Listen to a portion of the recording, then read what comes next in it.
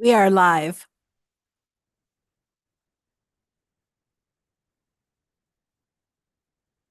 Thank you, everybody. Let me gavel us into session. This is a regular meeting of the governing body. The time is my clock, 5:06 p.m.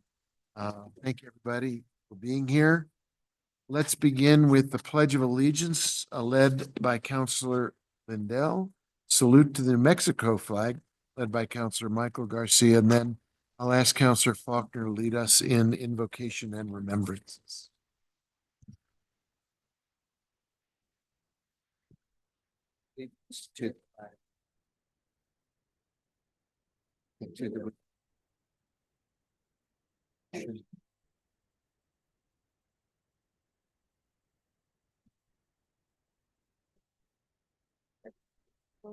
Simbología de la amistad perfecta entre culturas unidas.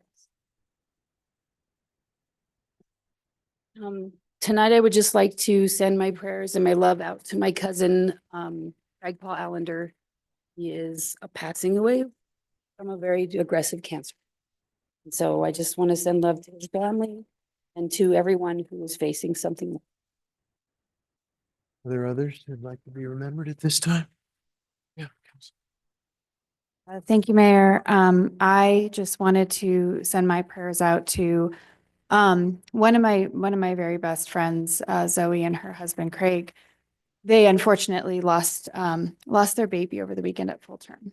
And they are obviously going through what no family should go through, but are wrapped by community. And I just want to send my prayers out to them and to their baby girl, and ask the community to also send those prayers of love and healing as they move through this really difficult. I have several folks I'd like to call to mind. First, our city colleague and friend Bernadette Romero from the Finance Department, who was a dedicated part of the city since August of 2006 and was different parts of the city in different roles, including paralegal, administrative assistant. He had an illness and it finally took her, but she was really valued everywhere she worked in city government, and she really made friends and made the city a better place. And we'll miss her and send out our heartfelt love for her. I'd also like to call to mind Joan Cohen, who was sister to Jill Cooper Udall, born in St. Louis, as was Jill, attended the same Sunday school I went to, and had a long and very, very illustrious life, contribution here and in St. Louis, going back and forth and making a contribution to both communities. And to Jill and the Udalls and to Joan's family, we send our love as well. And to those in our community who are struggling and suffering and dealing with hardship, whether we mention them here tonight or not, let's all take a second and bow our heads and send our thoughts and prayers to people in our own community and in Mexico, around the country, who are dealing with hard times, whether from health, financial struggles, or other things that make life a harder time. Let's hope they find an easier path.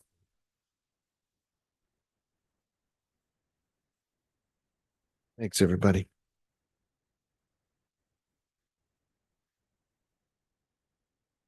Madam Clerk, evening. Could you call the roll, please? Yes, Mayor. Counselor Cassett. Here. Counselor Castro. Here. Counselor Chavez. Here. Counselor Faulkner. Here.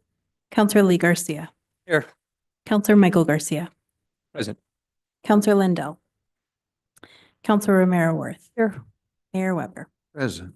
Everyone is here. Thank you. Are there any changes to the agenda as it is in front of us, Madam Clerk? No changes. Can I get a Move to motion? approve. Second. There we go. All in favor of approving the agenda, say aye. Aye. Opposed? Motion carries. And Madam Clerk, was anything taken off of the consent agenda? Nothing was removed from the consent agenda. I'd like to get a motion to approve consent. Motion to approve. Second. All in favor, say aye. Aye. Opposed? I believe we have a approval of the consent agenda.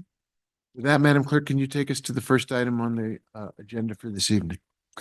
Item 8A, report on the City of Santa Fe Employee Physical and Mental Wellbeing Two-Year Pilot Program presentation. And here to speak is Alvin Valdez, the Benefits and Wellness Manager. Welcome, sir.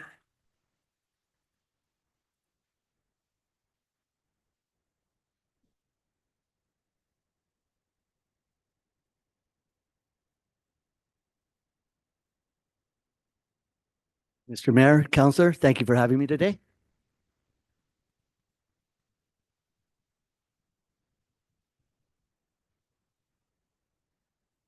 Ma'am. Mayor. As you tee this up, 1 second, I think a counselor has something she wants to say. We just implement the 10-minute rule. I'll keep time. But I know we have a lot to get through in our presentations and whatnot, and I just, Sure, we'll go around and everybody will get a shot. thank you. Sorry, could I also have, Yes, ma'am. can we make sure that everyone in the audience is being respectful and make sure we're silent as possible? Thank you so much. Okay, you have your device plugged in and you've got your deck up and running. Yes, sir. There you go. All right. So today we're going to do a quick report on our 2-year pilot program of the physical and mental well-being rules that we implemented. What's going on here? What's going on here? Really, that is Okay. not good.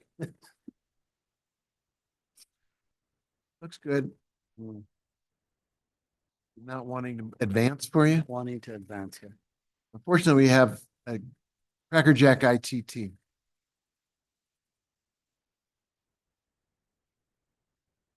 Right.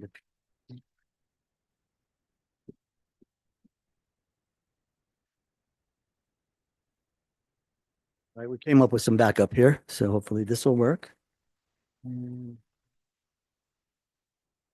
Okay, so back to where we were. Sorry about the technical difficulties there.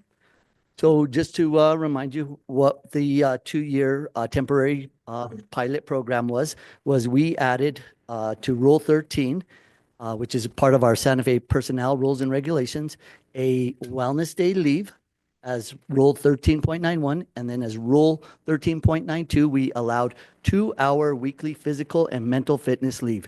These were temporary rules that went into effect on July 1 of 2023. So the wellness leave day, we added 1 wellness leave day to all city employees who are classified full-time, part-time, exempt, temp, term employees who completed the employee probation period. We also made sure that that the day had to be taken during a current calendar year, or it would be forfeited. And then also upon separation from employment, the employees would not be compensated.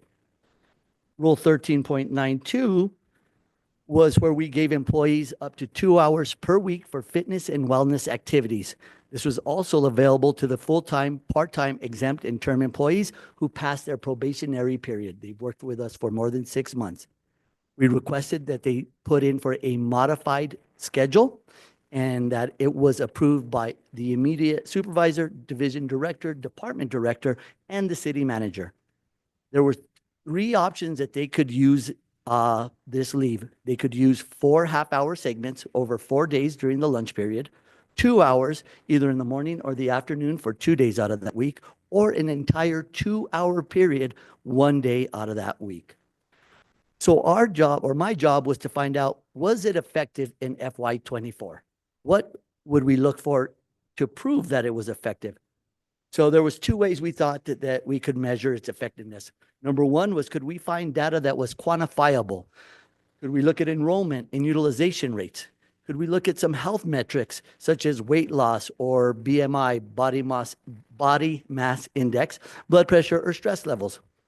We also wanted to look for qualitative data.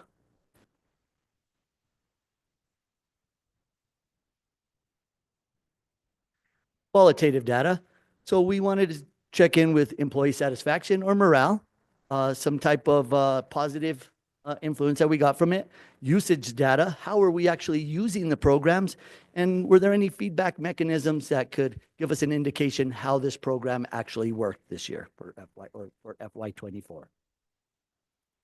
So quantifiable data. So this information is only for FY24. We did not do FY25 because we don't have a full years of data. So we didn't want to skew any information.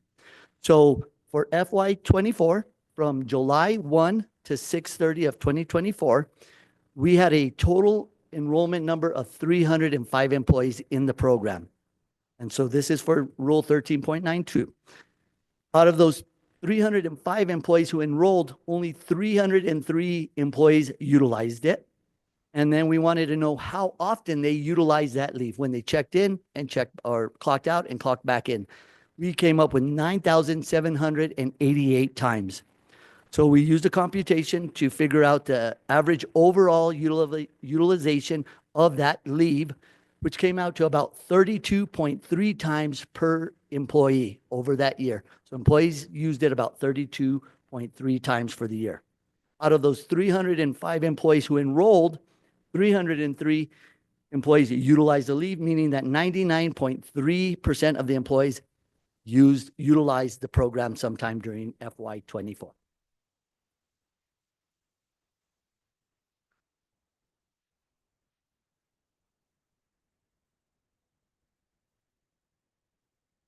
Qualitative data. So what we did here is, I don't know why that keeps doing that. We did survey questions. We sent out a survey. These are the questions we asked. We wanted to look at stress levels. We wanted to see what type of morale we had. We wanted to see if it helped retain our employees. We wanted to see if there was any notable changes from the implementation to the end of the program. And then we also wanted to know how employees were actually using their leave. And so out of the 303 employees who we sent this survey out to, 155 responded. So we got about a 51% response rate, which is pretty good. More than half is a pretty good indication for us to have quality data here.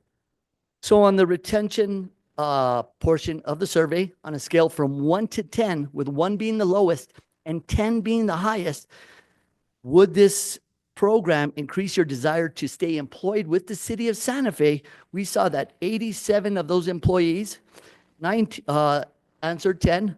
In the top bracket, we had another 23 and 19 at 8 and 9. Towards the middle of the group, where they were kind of passive to whether it would make them stay with the city or had any impact on that thought, was a much lower number. And then as you can see, there was very few negative responses to that retention question. So what was the primary use of our physical activities? Was it physical or was it mental well-being? We showed that 62% of the employees used it for physical activity, and the other 38% used it for mental well-being. On the question of morale, we saw that morale did impact, was impacted by the physical and mental fitness leave. So most people rated high on that one. Almost everybody said that it did make an impact on their morale and their work production. And then stress levels. We know that working for the city can be stressful at times. So we asked them to rate what their, if there was any sort of reduction. And 87% saw a significant reduction in stress. There was about 11% for some reduction, and there was 2% who said it didn't make any impact. There was no reduction at all. So we thought, well, how is this affecting our wellness program that we have here in the city of Santa Fe? Has anything changed from the baseline of 2023 or to 2024? So we looked at our health risk assessments. There was a slight drop there. We looked at our rec center benefits, where we give employees a free membership for a year. We saw an increase, quite a big increase, almost half the amount, went from 100 to 192. Our OMADA program, which is our diabetes program, we saw a large increase there as well. And then for our monthly participations, we did see a decrease in the group participation, but that's maybe because they're going to the gym on their own and they don't need to participate in our challenges or our wellness program.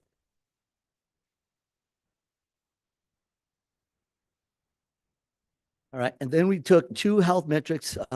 So when we did the survey, we asked if there was anybody who saw a large impact to their work life, their personal life, how it helped them. And so we voluntarily requested this information. We had 2 employees throughout the city who wanted you to know how this has impacted their life and how it has positively impacted. So we're going to show some information on Andrew Baca from our transit department, and we're going to talk about Raquel Ariola, who works for general government over at municipal court. So we saw a direct impact on Andrew. His numbers they're inspirational to me. But he reduced his weight from 407 to 247. His shirt size dropped from a 6XL to 2XL. Pants decreased. He saw enhanced work performance, improved evaluation so that he didn't have to do his mandatory medical reviews every single year. He usually uses his transit on-site gym that we built through the wellness program 6 days a week. He really enjoyed the program. It helped him to change his meal plan and the whole 9. And you can see the chart that's on the board where he lost 160 pounds in 1 year. So, very impressive. Move on. So we also have Raquel here. She uses her program 1 hour twice a week. She has a young child who's 7 years old, and she goes to college full time. So she stated that without this program, she would not be able to find the time to make it to the gym, which she uses her time for. She says it reduced her stress and improved her mental health. Her morale and attitude at work is increased. She now meal preps and eats healthier. She went from pre-diabetic to she's no longer in the pre-diabetic range, and she lost about 41 pounds over the last year. So we do see a significant impact to our employees. And then here's some other testimonials. I'll let you have the slide deck and you can look at that on your own. But we saw that a majority of the individuals that we sent that survey to had something to say to us. They did have a positive feedback. Some were just more enthusiastic than others. So finally, it comes to you here now that we're at the end of the pilot program coming up on 6/30/2025. We're seeking feedback from you, the governing body, Mr. Mayor and councilors, to let us know what your options could be and how you would like to proceed forward, of course. So we could continue the pilot program for 1 more year. You can make the program permanent under the City of Santa Fe Personnel Rules, Regulations, Rule 13 leave, or you could allow the pilot program to expire. Thank you. Thanks very much. I think we'll just see who raises their hands and try to remember what Councilor Faulkner said. Just keep it within 10 minutes and we'll come back around. But please go ahead. Thank you. So I was the one that brought this pilot forward. This is very important to me. I will work to make it permanent. I do want to hear some information about outreach. Has the pilot program been part of the conversation when we onboard employees yet? Mr. Mayor and Councilor Chavez, yes, ma'am. We definitely at new employee orientation, we let employees know that if they can stay the 6 months after that program, that probationary period, that they would be eligible for this program. Great, thank you. I think the trend that I have seen, for example, the state of New Mexico is what we kind of mirrored in this program. And theirs is very well established, it's well used. So I think that, making this permanent, really going and making sure that there's outreach, all of the department heads are communicating this clearly to their employees is going to be key so we increase participation. And I think it's key. I think that we work in public service. And the job can be very stressful and there are high demands. And the only thing I would really change about this pilot program is just emphasizing it. more so that employees know that it's okay. I think a lot of employees want to stay quiet because they don't want to, alter their time or they don't understand. And really giving language to the directors and saying like, no, it's okay. We want you to take care of you. Like, I will work with you on your schedule. I will be flexible. This is part of the city of Santa Fe for a reason, and it's because we care about your well-being. And having that message be very often heard by employees from their directors is what's going to increase participation. And I think it'll just help our retention and help our recruitment even more. So I love the statistics. And new employees can immediately be part of this program, correct? Mr. Mayor and Councilor Chavez, no, the employees do need to wait a probationary period of 6 months. Once that 6 months expires, they are eligible for that. Okay, and so that is the only thing that I would want to work on and make us different. Right now, most other agencies that I see have that, and I disagree in the fact of saying like you have to prove to us before we take care of you. I think it should be the other way around. Like, let me take care of you so that you could prove to me that you have all that you need to be a good employee. So that's the only thing that I would change. But just so, everyone here and the community knows I'm in support of this. I was the one that brought it forward. The only thing that I would change is the fact that I think that if we're gonna use this as a recruitment effort, that we have to let our new employees know that we care about their well-being. And I think that should be taken care of sooner than later. And I know that there may be complications because of leave and how leave works when someone first enters our agency, but I would love to work with you all in figuring that out. But what's more important than emphasizing the fact that our employees matter to us? They are the people that keep our city running. Whether new or veteran, they matter, and we wouldn't be able to accomplish what we accomplish as a city without them. So let's take care of them. Mr. Mayor and Councilor, I totally agree. As the wellness and benefits manager for the city, that is literally my job. I want you to be healthy. You, the employees, are my job. And I agree 100%. I don't know how they would change that 6 months probationary period. That's probably something that you, the council, and HR and those individuals would have to take care of. But I'm in agreement with you 100%. And I will work on that. And I will say, different from other agencies, ours is only 6 months. Most others are a year. So that is positive, but I don't think there should be. I don't think that we should tell a new employee who, like what we say is drinking from a fire hose, that their stress level and well-being has to wait 6 months.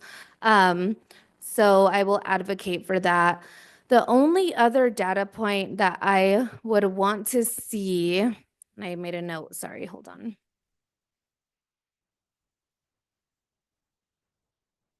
So we talked about retention. And I'm like, I lost that thought.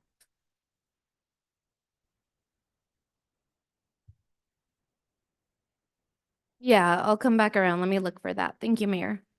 Thank you. Next, yeah, Councilor Garcia, you have the. Thank you, Mr. Mayor, and thank you for the presentation. I appreciate it.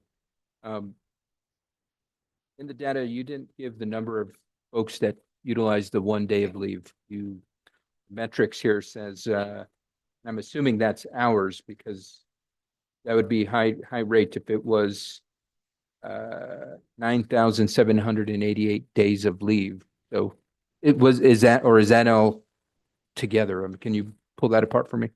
Yes, sir. Mr. Mayor, Councilor Garcia, we did not add that portion in. So all of our data is according to the 13.92, the 2 hour per week rule. So that 9,788 number represents the amount of times an employee clocked out to use physical leave, not the wellness day, but the physical and mental wellness leave. Gotcha. And were we tracking the day of leave as well? We do have that data. The overall data collected for FY24, for including both the data of wellness day used and the physical and mental 2 hour leave per week use. You want the total amount is what you're asking for? Well, separated, because I don't want the numbers to be I do skewed, not so have to speak. Okay, and if we don't need it at this moment, but if we can get it, just because it helps to justify at the end of the day, we got to ensure that the cost benefit and is worth it. I completely and 100% support our employees, but we've got to understand that what the cost is coming to the city. And that way we can justify where, when so many people say this is benefiting them, this is worth X investment. And that's ultimately what we need to be able to justify. So, So, Mr. Mayor, and Councilor Garcia, what I do have, and remember, this is part of our budgeted amount and the part of the employee's 2,080 hours. The total cost of the program leave, I do have that amount on there. We used 8,412 hours, and the total cost was $261,000, 126 and 35 cents. So we do have that. just for fiscal year 24. That is correct. Fiscal year 24. That is the exact number. 261,000. So if we're on par, have you looked at the data? Are we on par of 24, higher, lower? We're actually a little bit higher this year. Probably just because folks see the benefit and encourages others to participate. Yes, Counselor, we had more individuals participating at this current time. So we have more enrollment and more people involved, and that's why we see that increase for FY25. Gotcha. And then last question in regards to the survey not being completed by everybody. And we make it a requirement that if you want to participate in this benefit, you got to take 10 minutes to fill out a survey. Mr. Mayor, Councilor Garcia, I think that's a great idea. How we would implement that, we would have to go back and see what we could do to require it. But I think that I would love to have more or all people chime in than just a handful. So I think it's a great idea. We'll look back and see how we can do the next survey where it is a requirement.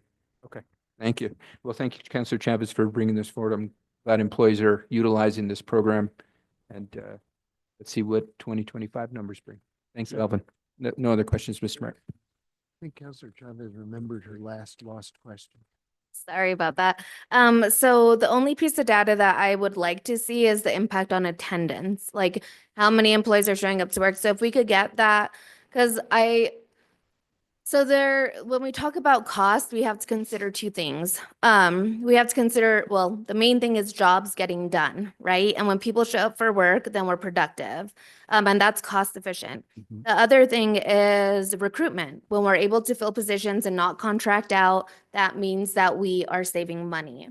And so there are a lot of components when we're considering like what is the impact in regards to our budget. And I think that we need some data on that, especially the attendance, because if we have people showing up, we're productive, we're making things happen, that saves us money. So if that could just be included at some point. But like I said, I would love to make this program permanent. I would love to work with you all and seeing how we could emphasize it more as a resource to be used to really get a good idea of what that data looks like.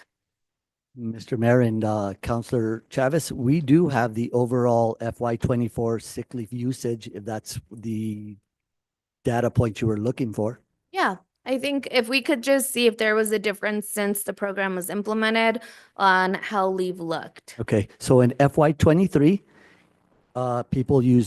employee used 25,283 hours and 0.43 hours. In FY24, they used 32,105.85 hours. So in other words, they used an extra 6,822.42 hours more during the 1 year on the program. Great, thank you. Good? Councilor Lindell?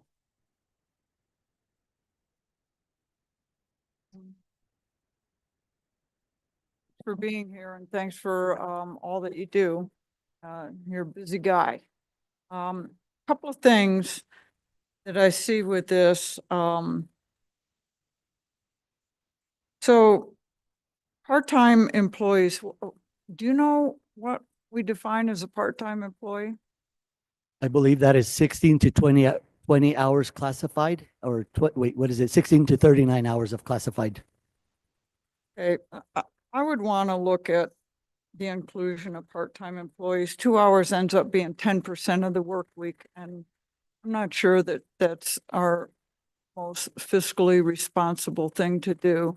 Secondly, I would like to try to, if we continue this program, get a better definition of what fitness and wellness activities are. Doesn't seem like we have any guardrails at all on what you can do in your 2 hours. If you want to sit at home and play video games, I think that we don't have any, am I right, that we don't have any guidelines at all on what activities qualify for fitness and wellness? Mr. Mayor and Councilor Lindell, the Exhibit A that we use on there, you're quite correct. It's broad. So an individual who feels like walking their dog at the end of the day to use that time would be able to use that leave as a mental wellness, mental well-being time. I think some stricter definitions to what you feel physical activity and mental wellness is plausible, because right now it is a broad range.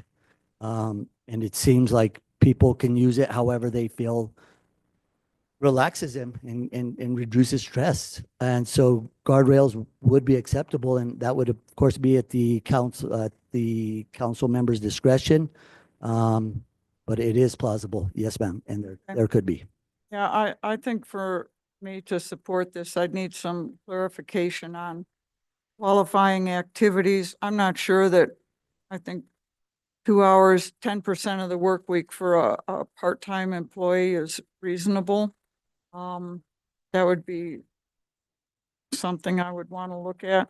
So we spent $261,000, which isn't a small amount of money. And we had approximately 300 employees active in this. If we started getting this up to 1,000 employees, we're talking about some real money in this, and there's different budgeting considerations for $750,000 as opposed to $250,000. So I think that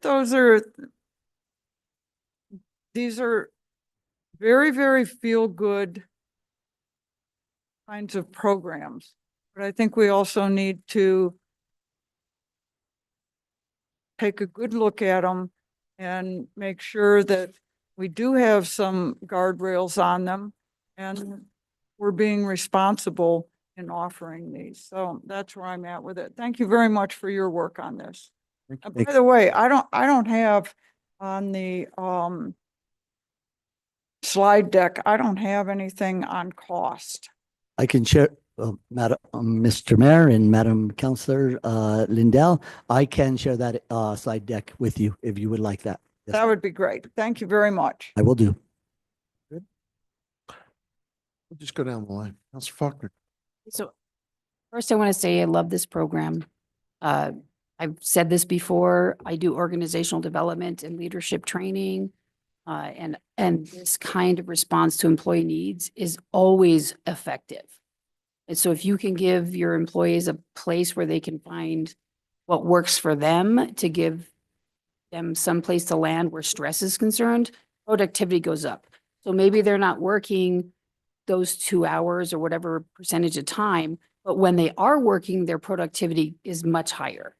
And so although I do have to agree with Councilor Lindell, and that maybe we can do it by percentages with like the part-time employees, there's got to be some way to figure that out, because I kind of agree with her on that. But I also think that it's important that we don't tell employees how they should spend their mental health time. Everybody's different. Everybody's unique. What works for me doesn't work for somebody else and vice versa. And so I'm not supportive of restricting what they can use their time for. If it's what they need to be happier and healthier, then that's what works for them. And there's a lot of younger people who some of the things that some of us who are over a certain age find relaxing that they don't find relaxing. And so I also feel like we need to definitely use this as a way to encourage people to come to work for the city of Santa Fe. There's not enough expertise out there in New Mexico, and we're competing with a lot of other organizations, and some of them are private sector. and they have more money and they can do more things than we can do. And so if we want to attract better employees, experts, all the things that we need to make this city work, we have to have programs like this. We have to have other incentives to encourage them that even if they're not getting paid more here, they're getting more things here that tangibly affect their lives. I love this program and I am in full support. Thank you. Councilor Merworth, you want to weigh in? Just really quickly, Alvin, thank you so much for all you do in this area, not just with this pilot, but in developing healthy habits for the city workforce. I know you work really hard at it, and I know the depth of knowledge you have in this area. So I would just say that, you know, if this is a way for us to help people have time to start and build healthy habits, it's good for them. But then it ultimately, as you've described, is good for the city too. And it's good for making sure we attract people, that we have productivity, and that people are happy because they spend an awful lot of time at work. So again, really thankful for the work you do on this and other things in this area. Thank you. Appreciate that. Councilor Cassidy.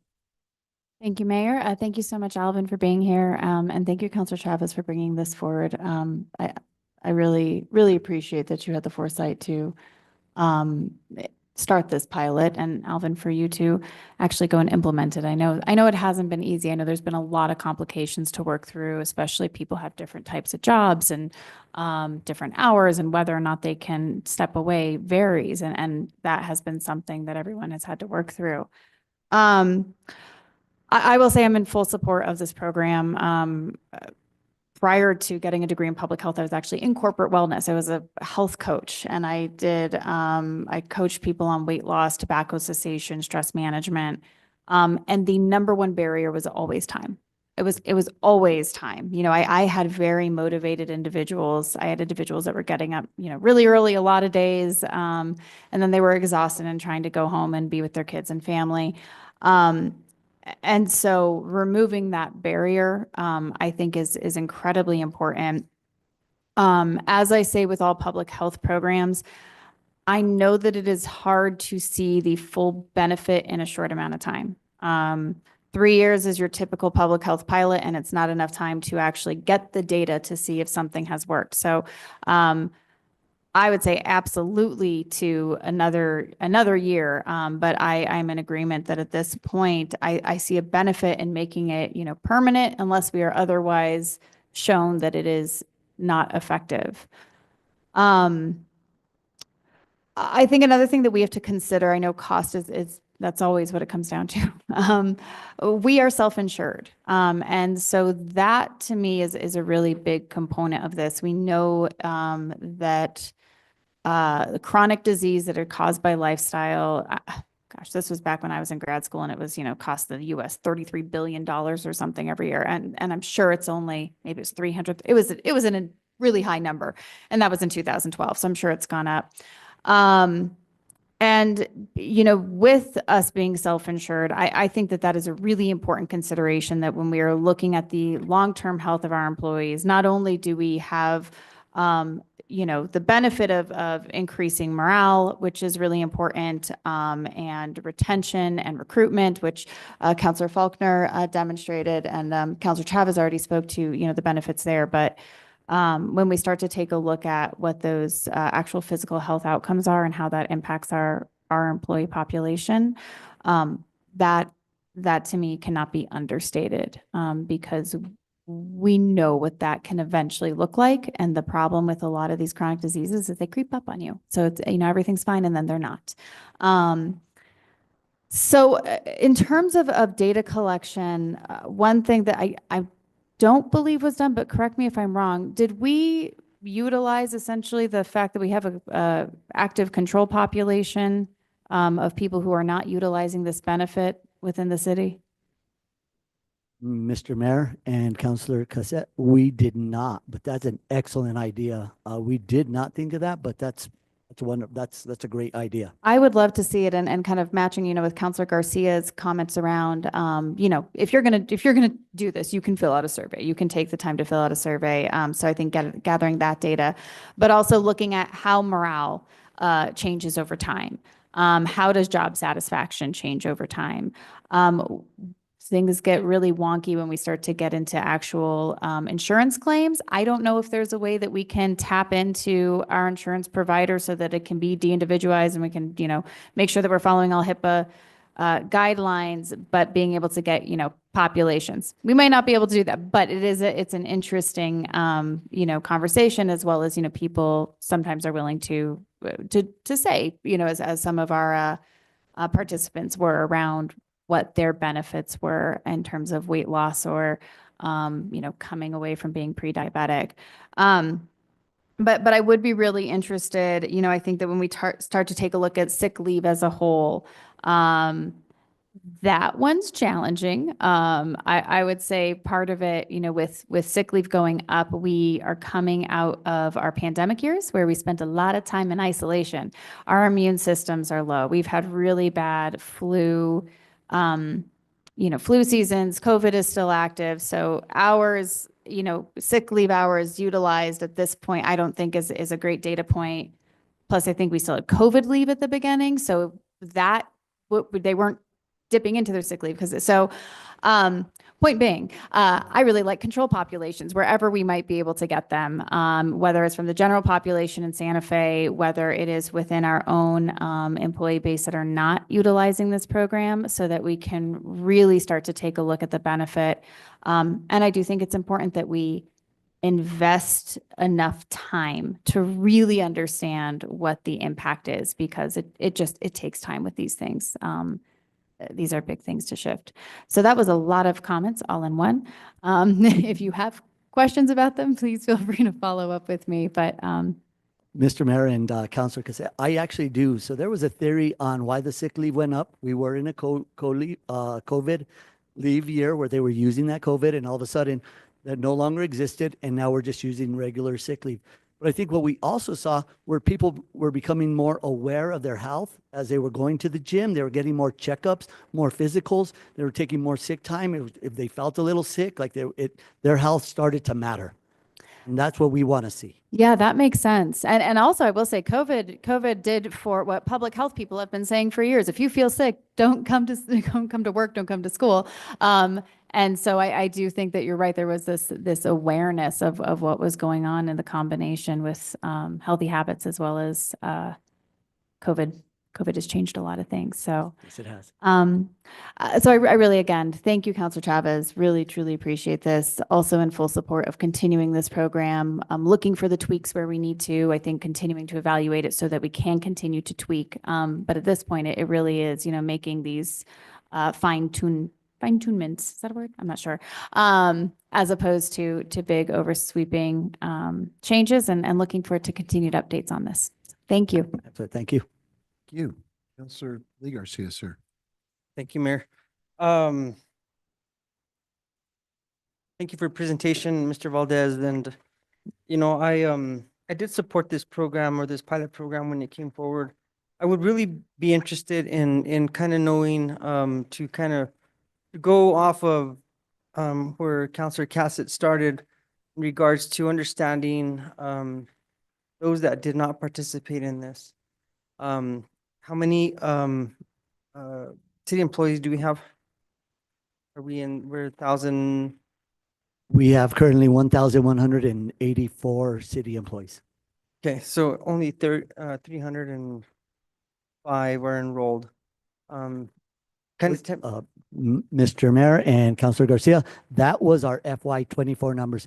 God, I have the number in my office. FY25, I think we have 528, if I remember correctly, but we have about 500 employees enrolled currently.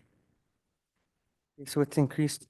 And so, I also would like to try to understand and see if some of those employees that do not participate in the program, what are the reasons for that? I mean, could it be a route driver that is on a trash truck? They don't have the opportunity to to take the time because they have a job for X amount of time. It's a route. There's not another driver that's just going to be able to jump in their truck and go. That's just one example. And so how do we make it so that it is available to everyone and they're not, you know, they can participate in the program. The other thing that was concerning to me when this came forward was that how do we measure the quality of service that we're giving? And understanding you have admin and you have people that are doing other specific jobs that I just say, for example, in utility billing, somebody needs to be there to answer that phone call. And so when we get calls from constituents, so, aside from the benefit and the benefits that you have provided are very, very important benefits for all of us as human beings. And so I guess just those would be kind of my concerns going forward. And how do we really create a program that is beneficial to our workforce, but at the same time, what we are asked of as individuals that, whether it's an elected official, somebody who works for the city, service is provided. When the water utility is called out to do something, they've got to be there. And maybe they may not be able to participate in the program for that reason. And so I think those are just some of my major concerns. Mr. Mayor, Councilor Lee Garcia, thank you for those comments. And you're absolutely right. When we onboarded this pilot program, the first priority was our service delivery to our constituents. So that's still a priority. And you're absolutely correct that there's some employees who are unable to participate because of their shift or the type of work that they do.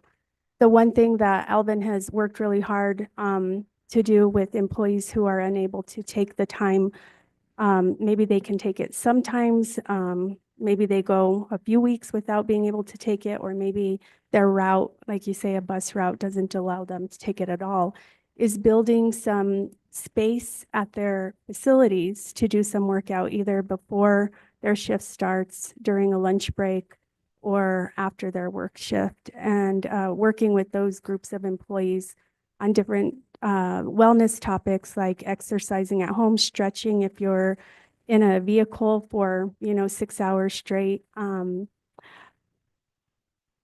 prepping, different types of healthy habits focused on those particular employee groups. So you're absolutely right, and thank you for your comments on that. Thank you. And then the last thing I'll leave you with is, and I don't know how you can quantify this, but when you do have, so in an HR, you have a unit that provide a team, so to speak. Is there a certain amount of more people that you need to cover the level of service that's needed? Or can it be done within the same amount of people? And so again, that's another, I guess you can consider a hidden cost of doing business, so to speak. And so, instead of having five people, do you need 6? Do you need 7 to cover the times when people are taking, when they're utilizing the program? And so again, those are really hard to really identify what your actual costs of them. It is somewhat like opportunity costs. Those are also things that are very hard to put your finger down on. But I think some of those areas are where I would like to have more information on going forward. Again, knowing that the program is working for some individuals in our workforce, and why the remainder of the individuals aren't or haven't jumped on board with participating. And those are my comments. Thank you, Mayor. Thank you, Counselor. Counselor Castro, coming back around. Your turn. Great. Thank you. I just want to take a few minutes to push back a little bit on my co-counselor, Lindell. I try not to do this too often, but as a gamer and somebody who has dogs, I think that I have a moment to sort of step up and talk a little bit about trusting our employees with the time that they have and how they choose to spend that time. I think that's super duper important. So thank you, Counselor Faulkner, for pointing that out. Also, I think in particular, the idea of our transit workers, thank you for the example of Director Andrew Baca, because that having that facility in his workplace, I think made all of the difference in meeting folks where they are. So yeah, those are my comments. Thank you so much for the amazing work. And I think that it's really, really valuable. Thank you. Round again? I just want to say one more thing. In regards to the individuals that can't take the leave, I would like to explore how we could be more flexible on the times that they don't have a full workload during their day and how they could maybe utilize more time during those days than others. You know, we have the time where people are taking it daily, they're taking it different ways. But if we have a transit worker, for example, or someone that works for waste management that can only take it on the second Thursday of every month, then how can we work with them? And we need to have that flexibility. And I want to just thank Councilor Castro because I think it's true. If they just need time, whether it is to sleep or rest or play or be able to pick up their kids, which they never do, or go to cooking with kids with their kids during the school day, whatever it may be, we don't get to dictate what makes us feel better as individuals, what helps us be more productive in our job. That is based on the individual themselves. And so I would love to look at those employees that aren't being able to utilize the program as we have it written to see what kind of flexibility we could write into it so that if the leave is taken monthly or biweekly or whatever it may be, we could work with them on that. You know, I always talk about social emotional health, behavioral health. It's a real issue. It's a huge issue. And so being able to be a place, an organization that says like this matters to us and we're going to be flexible in what you need to take care of you as our employee goes a long way. And so I want to thank you for your work. Thank you, Bern. I'll call you Bern. Thank you. You are just amazing, Director Salazar, and everything that you do. I know that you've worked a lot with me, but I want to continue working with you to make this permanent and look at the flexibility in how we could make it so it's inclusive of all employees. Thank you. Thank you. Any other comments or questions from the governing body? Thank you very much. Appreciate the presentation and follow up. It's really helpful to have the data and to take a look at what our options are going forward. Thanks a lot. Mr. Mayor, councilors, thank you for your time today. I have a lot to digest and go home to. But in the end, I think that all programs that are worth having, they may cost us. You have some great feedback for me, and we're going to diligently work forward and come back with some more material for you. Thank you very much. Madam Clerk, what's next on our agenda? Item 8B, Pallet Communities and the Community Engagement Plans. And here to present is Community Health and Safety Director Henry Hammond Paul and Youth and Family Division Director Julie Sanchez.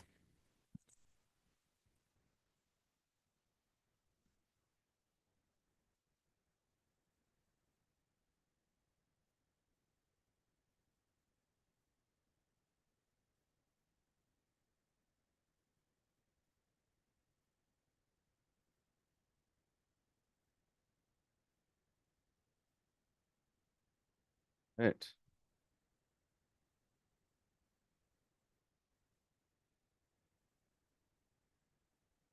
Be helpful if I brought that and oriented it towards the counselors? No. Okay, excellent. All good? Everybody okay with the way the screen is oriented? We're good? Yes, sir.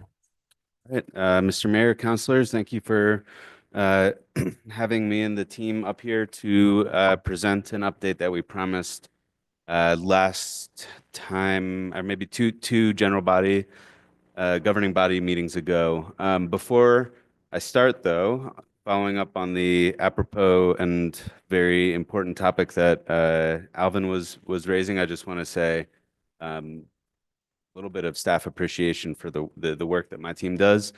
This is complex, difficult work that oftentimes doesn't feel like there's a right answer for, but I know that it is every day my staff comes to the office wanting to improve the quality of life for residents, businesses, and individuals suffering from a variety of types of challenges. So it's an immense honor and privilege to be able to support them in their work.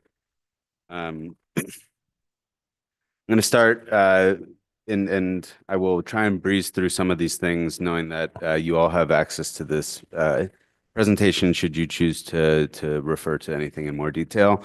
But just a little bit of the state of where we're at in the city. So we currently have on our by name list 385 individuals. We have about 285 beds in our emergency housing emergency shelter system. So that leaves us with about a deficit of 105 beds. Also, there was more than meets the eye when we talk about the unhoused population. I referenced this in a previous presentation. Santa Fe Public Schools is required by the McKinney-Vento Act to report homeless youth. This is a broader definition of homelessness than we use on our by name list, and it includes housing unstable individuals or people crashing on relatives' couches or doubled up. But that number is 741 homeless youth, according to the Santa Fe Public Schools. It's also a countable and specific population that we can speak to. So the Santa Fe Veterans Advisory Board has recently identified 15 homeless veterans in our community. And that's a number we can wrap our arms around and actually support and get housed.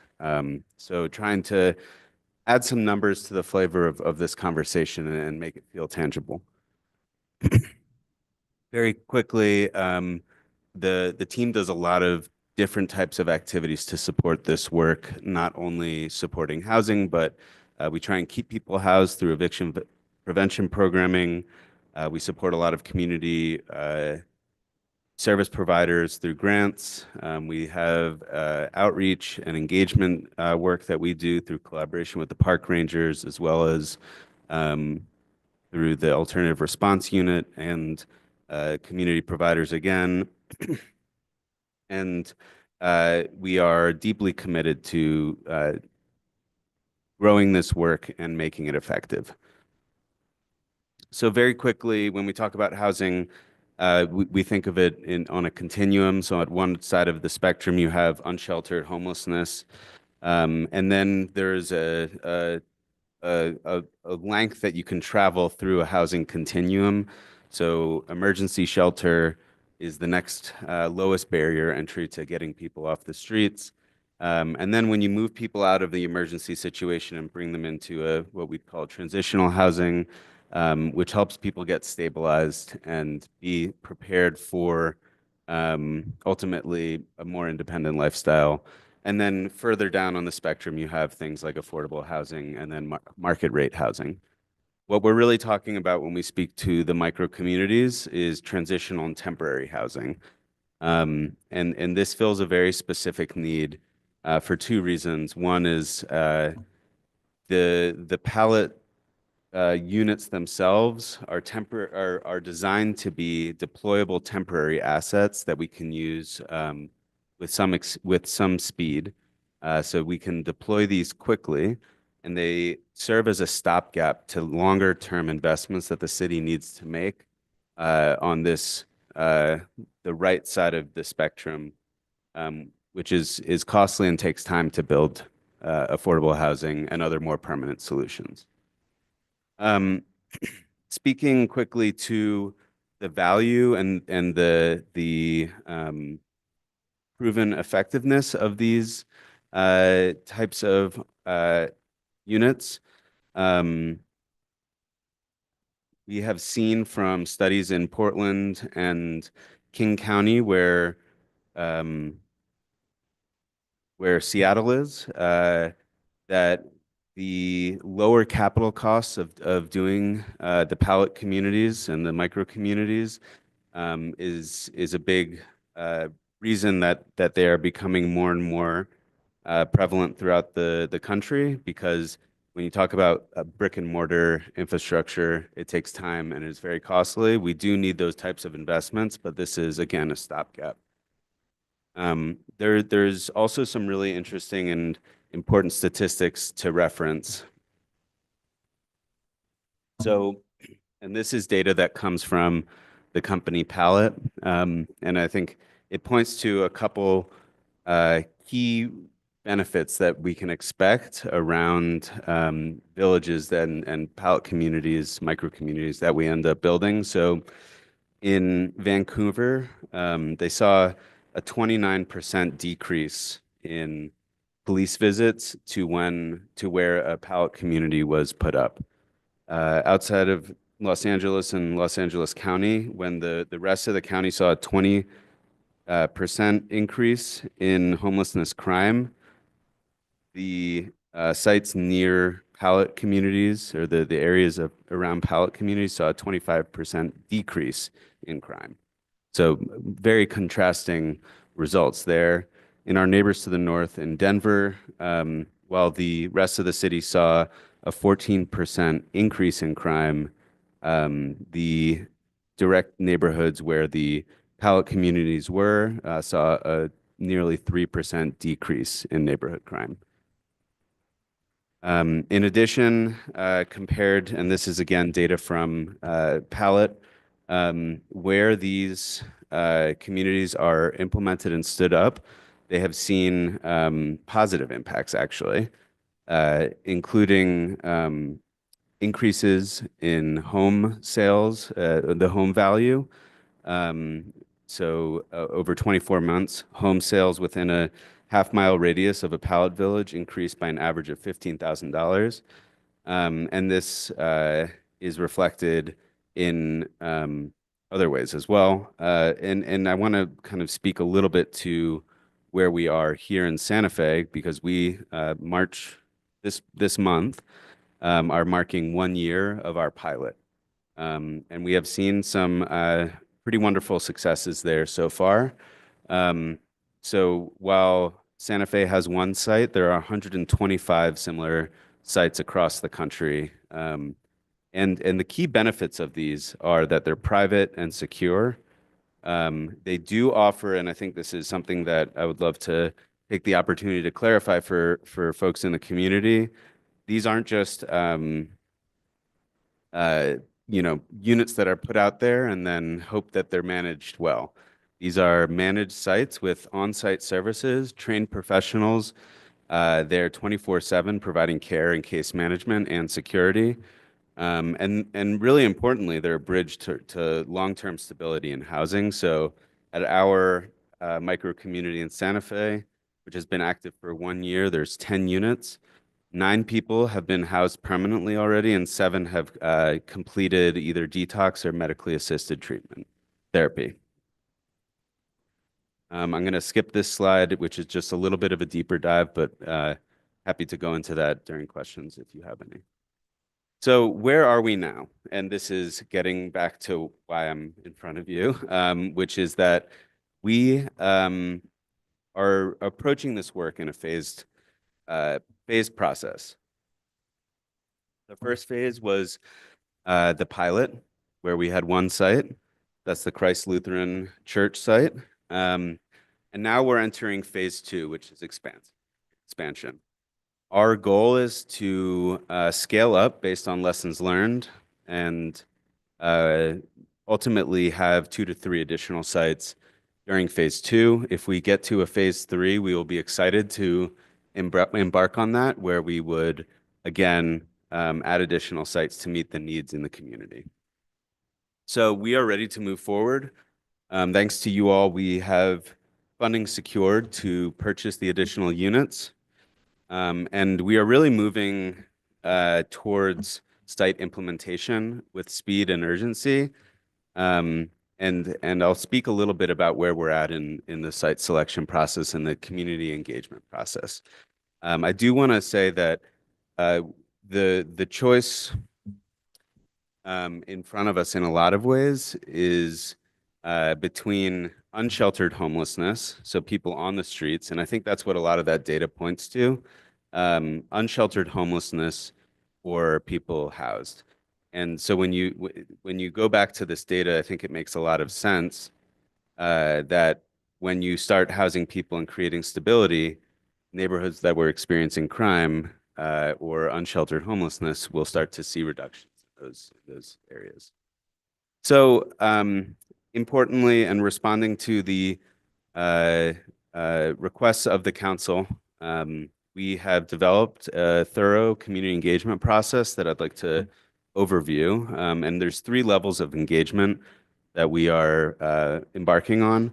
The first is citywide public engagement. So working with community partners and local organizations and philanthropies to do broad education sessions about evidence-based practices when it comes to ending and addressing homelessness, and really making this as open to many people as possible. We also are going to be looking to counselors to help plan district-level conversations, so engaging with your districts in partnership with you all to help, again, do broader education and hear concerns from the community. And then the most granular level of engagement, and in some ways the most important, is doing site-specific engagement. So this is really about doing direct discussions with proximate communities to where sites might be. And this is what happened at the Christ Lutheran Church pilot, and it's what we will do as well with additional sites as we move forward. The bedrock of this type of engagement is that the city wants to be good neighbors. And there's a lot of ways we do that, a anchor of which is a good neighbor agreement. And I think I spoke to you all about the good neighbor agreements previously, and I'm happy to review those, but for the sake of time, I won't unless asked during questions. But there's also a cadence of regular touch points with the site and the neighborhood and the city and the operators.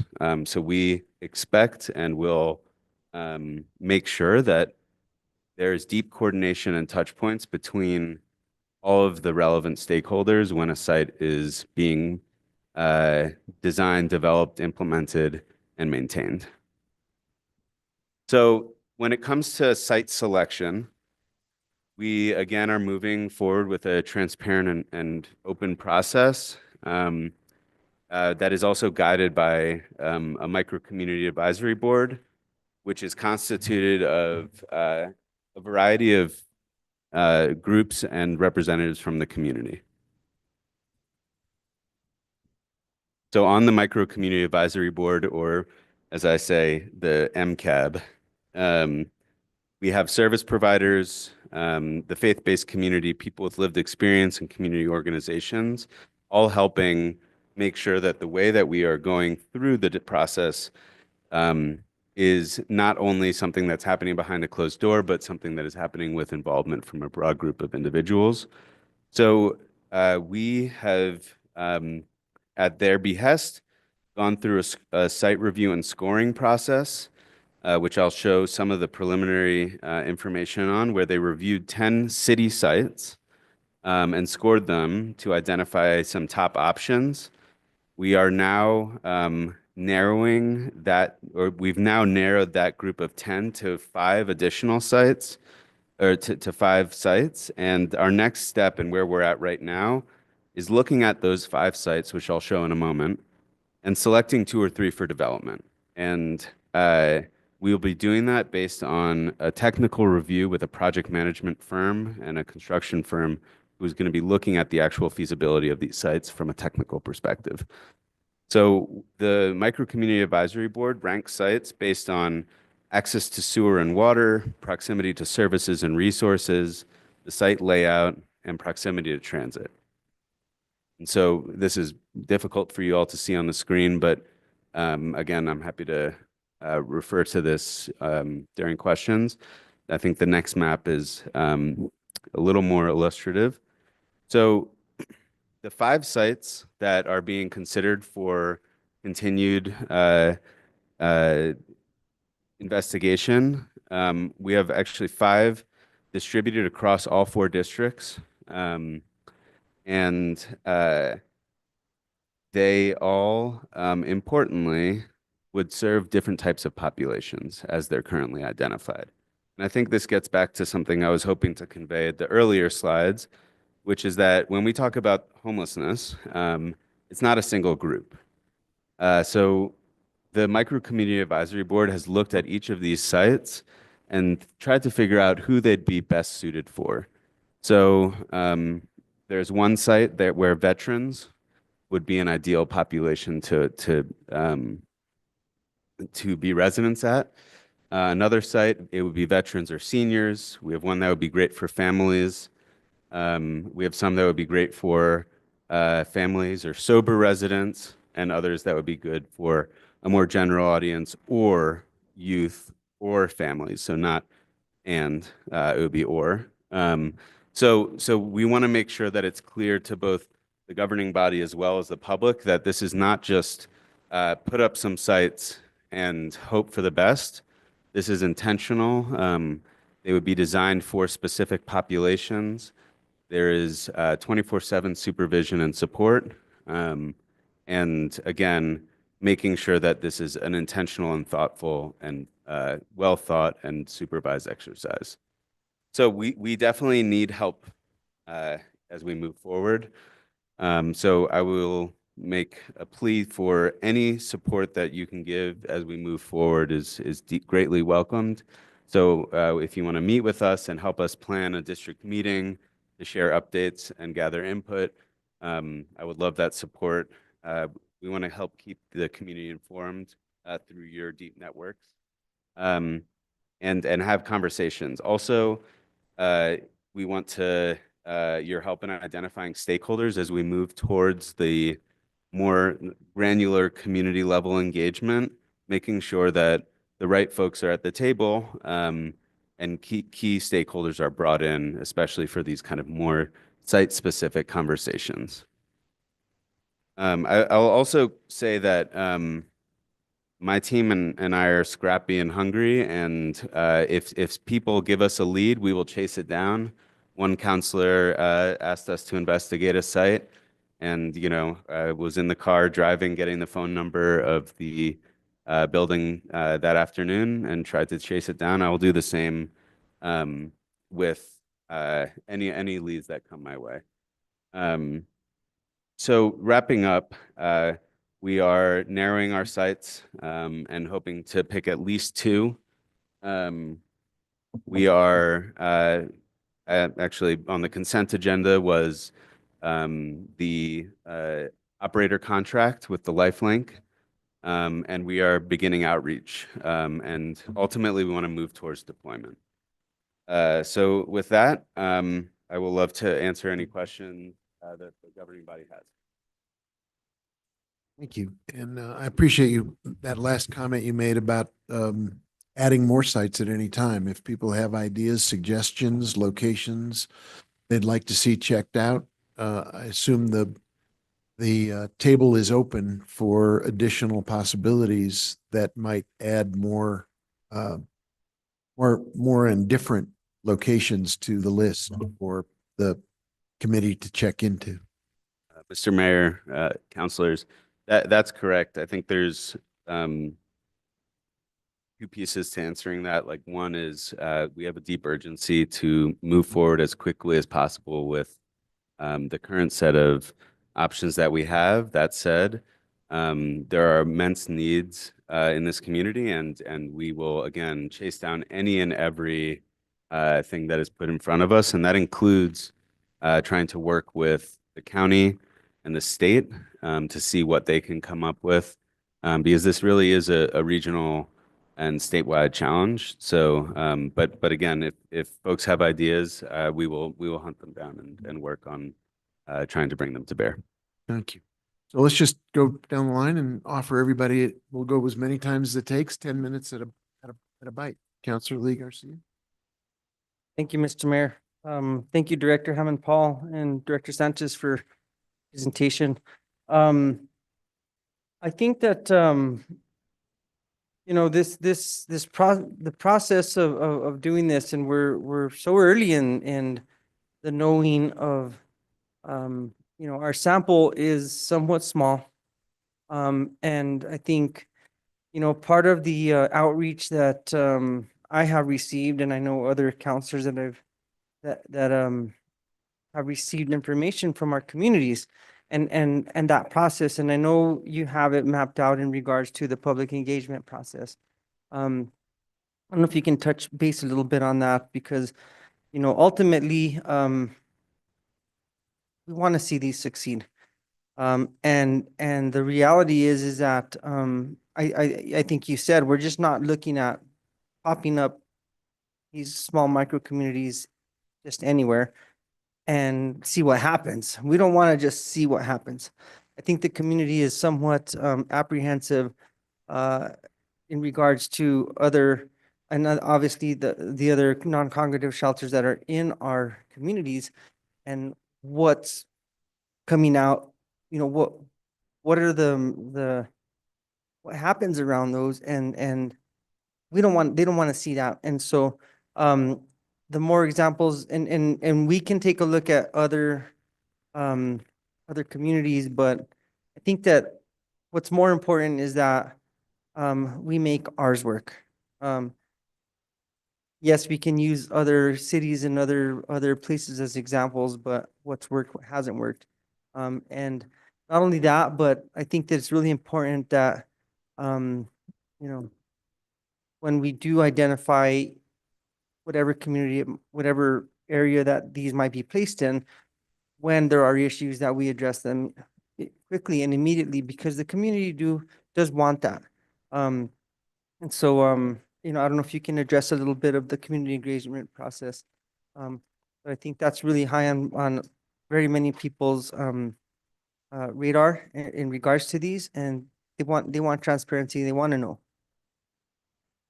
Mr. Mayor, Counselor, I think Julie will do a great job with the community engagement piece, but I do want to say one kind of anecdote that I think is really important to tell about our current SOS, our current micro community at the Christ Lutheran Church, which is that a couple months ago when I was talking with Chief Moya and Chief Joy, the police and fire chiefs, and this is not an indictment on them by any means, but they didn't know the location because it's such a non-issue from a public safety standpoint. And that to me reflected really positively on the site because it meant that if it's not on the radar as a hot spot or an active area that police and fire are constantly going, that means that they're doing their job well and that it's being well managed and it's not a thorn in the side of the community. So that's just an anecdote, and I hope the chiefs are okay with me saying that. So, Mr. Mayor, Councilor Garcia, I appreciate your question and your comments. At this time, our public engagement strategy, which has been created actually by our Micro Community Advisory Board, is really going to be focused on, well, one, site selection and giving us their final recommendations. Looking at those recommendations and again, whittling it down to 2 sites that would be the most feasible to start developing.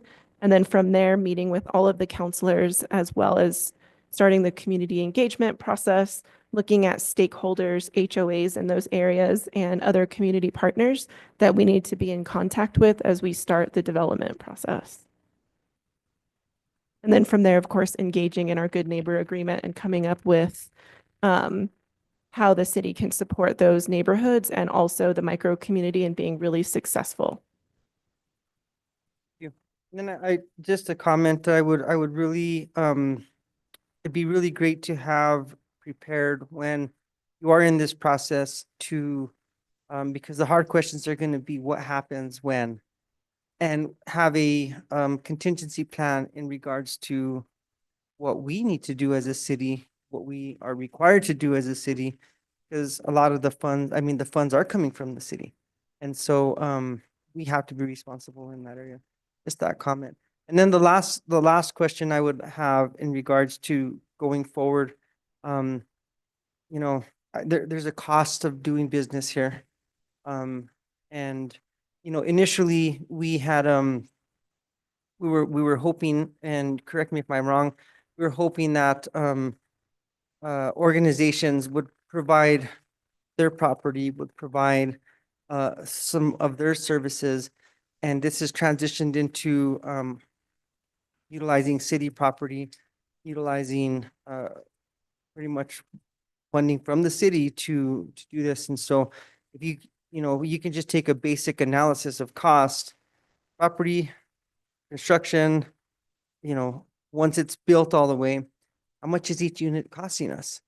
Now, I know you can't really put a value on success, because when you do transition somebody from the streets to this temporary housing onto permanent housing of some sort, when you do succeed there, it's invaluable. But when you're not succeeding, also finding out what, because each unit is going to have its own cost. It's going to have its current costs. It's going to have its operational costs, and then into the future. How far can we sustain that without partners? Again, choosing LifeLink or others that are, this is what they do, and they do a great job at it. And so I think those are important, because, a lot of times the community thinks we could just build housing. Okay.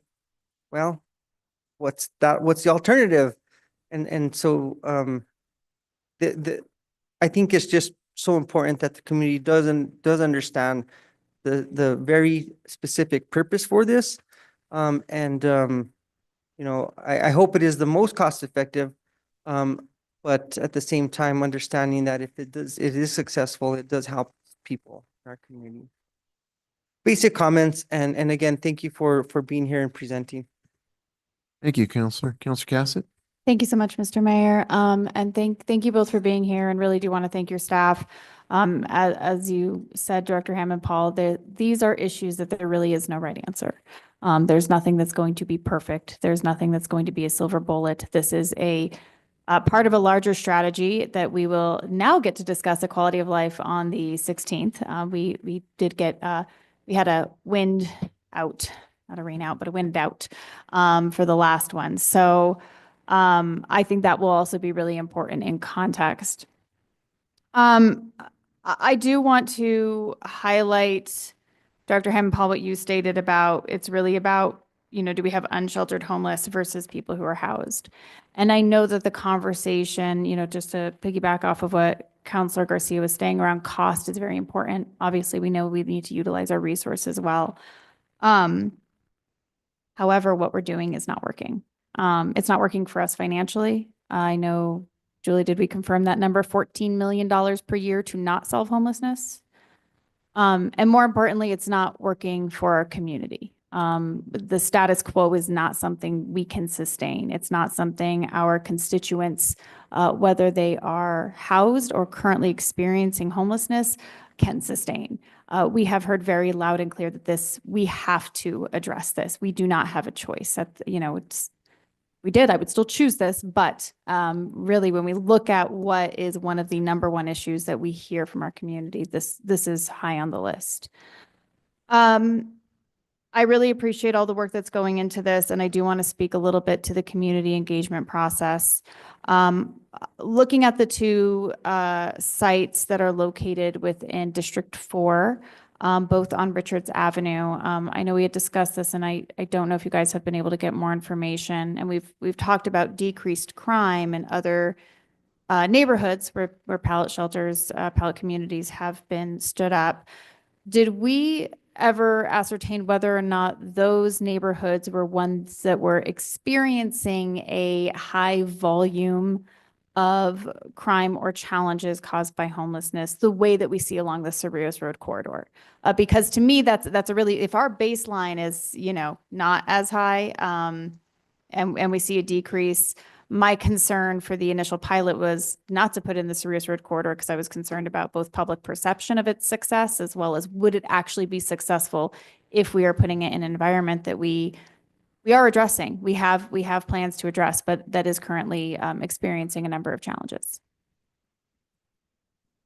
Mr. Mayor, Councilor Cassett, so that area is really interesting because In looking at CRM data over the last 3 years, there's actually been a number of encampment removals along that arroyo. So we could use baseline data from what the CRM is telling us. There's also been quite a few break-ins and vandalism of the GCCC, not only facility, but also the vehicles. So when we talk about heightened security in those areas, we are also benefiting all of the surrounding areas. So because there's 24-hour security, there's going to be closed patrols from, or potential, based on the GNA, the Good Neighbor Agreement, potential for closed patrol in those areas really regularly. We'll see, hopefully, fingers crossed, and we will, according to the data, that the crime in that area will go down. Okay, and so we have seen in other communities where we're seeing similar crime levels to what we are experiencing in this arena. They put in a pallet shelter and it's, okay. Glad to hear there's a comparable. One additional piece, the cost conversation is, I think it's when we talk, there's cost saving or cost reduction measures in addition, because the unsheltered homelessness has considerable costs to the city, including encampment cleanup, calls for service from police and fire, EMS. And so these do have costs associated with them, and I'll be very happy to work on a specific number per unit cost, Councilor Garcia, but there are also cost savings where we could expect reductions in other types of costs in the city. Right, and that was, I believe that $14 million in, what was that, 2022, something along those lines. So, and I think that how we continue to track those as we look at the success of these programs will be important. And you've all already heard my evaluation speech today, so you can apply it here as well. But I also, in regards to community meetings, I'm absolutely more than happy and thrilled to help have these discussions. I think what would be really helpful, if possible, if we are able to hear from not the service providers or the advocates, but neighbors in other communities and other residential areas, whether it's Denver, Portland, if we're able to speak with any of them to understand what their experience looked like, I think that would be extremely helpful. When speaking with some of my constituents about this issue, a month ago or so when this first came up, one of the problems is that, the only thing they've really truly experienced is a scenario that's not working for them.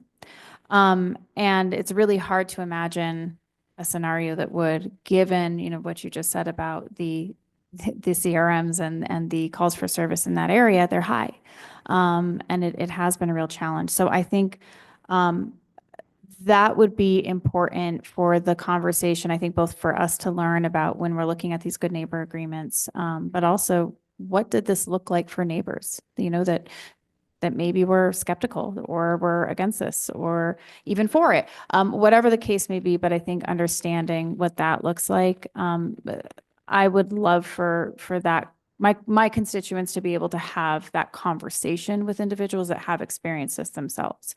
I don't know if that's possible. I know that working with our partners across the country will be necessary there, but. Mr. Mayor, Councilor Cassett, we'll be happy to try and make that happen. I think there's a lot to bring those stories to bear. Okay. Whether remotely or maybe even in person from some of our neighboring cities and states. Wonderful. Thank you. I really appreciate that effort. Just getting all the different conversations going. You mentioned talking to the county for land and partnership. I would really like to see that happen. It is a regional issue. I know that their constituents are our constituents. And we passed a resolution, 2-3 years ago to talk about how we were going to be collaborative in this process. I know that you guys do a lot of collaboration that we don't see. But I would really like to be having very in-depth conversations with the county on this as well. I know it impacts them, and I think that we can really leverage. And I would really appreciate, any assistance that they can provide. Are private locations out? Are we still having that conversation? Do we still have some potential communities that are exploring this, that are considering this, or not at this moment in time, and we are open for others to come forward? So, Mr. Mayor, Councilor Cassett, I think that may be a legal question that we need to talk further on being able to use and develop private sites for some of these micro communities. Okay, so I mean, similar to like Christ Lutheran, you know, other faith-based communities. I know there was a conversation around nonprofit organizations had an exception to our land use regulations in this regard. So, That is very much on the table. Okay. That piece. I think the private, maybe we were a little confused by the, like if somebody just owned their own right. open plot of land and wanted to Right. utilize. Yeah, that is different from our perspective than working with nonprofit organizations or faith-based organizations. Okay, then We are- rephrasing, are we still Yes, on that? we are very open to and working towards finding additional sites that are not city-owned or publicly owned, but instead working with nonprofit and faith-based community providers and are actively pursuing those. Okay, thank you. And welcome more people to come to the table with potential sites. Well, and again, I think that as we have more, maybe some more of these communities will see that, you know, Christ Lutheran's not a one-off. You know, it's not an anomaly, that we can replicate this in other areas and feel confident. I'm sure my 10 minutes is really close. I really do appreciate the target populations. I know when I was speaking with my constituents, that was a big difference for them. You know, when I saying, you know, if this is families or veterans, you know, it does how the integration into the community helps. However, I think that one of the things about Christ Lutheran that we talked about was this being a no barrier. And so finding a correct location, an appropriate location, which may not be a neighborhood, probably isn't a neighborhood, for individuals that are still struggling with or working with addiction. And we know that that is going to be an arena that we're going to need to work on. I think that the low barrier aspect is so important. As I frequently tell people when they have, you know, concerns about this, I would much rather if somebody is going to be using a substance, that they, one, be somewhere that they're safe, but also if they're going to drop a needle, I don't want it in my kids' park.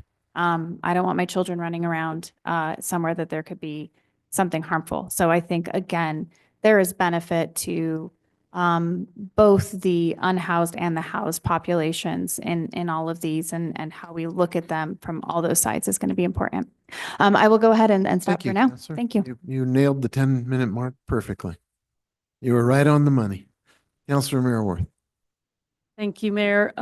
Just quick question on your data that you started in the beginning. The 15 homeless veterans and the homeless youth number, those are outside of the 385 actively homeless number, correct? That's like in addition to. That's correct, Counselor. Okay. Yeah. That's what I thought. Just wanted to clarify. Can you elaborate a little bit more on the technical review of the sites?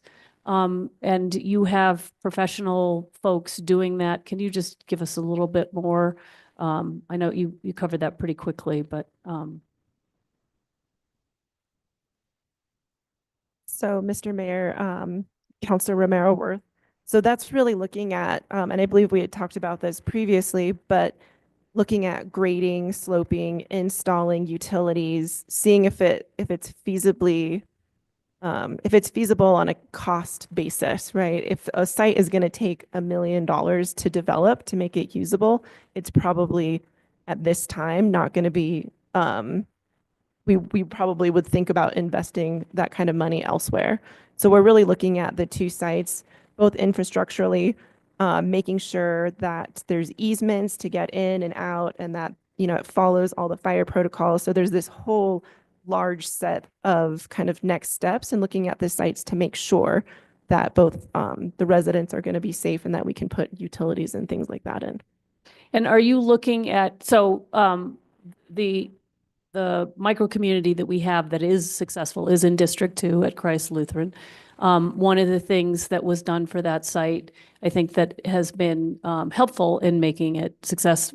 A lot of things happen, but is sort of fencing it and making sure that it's very contained.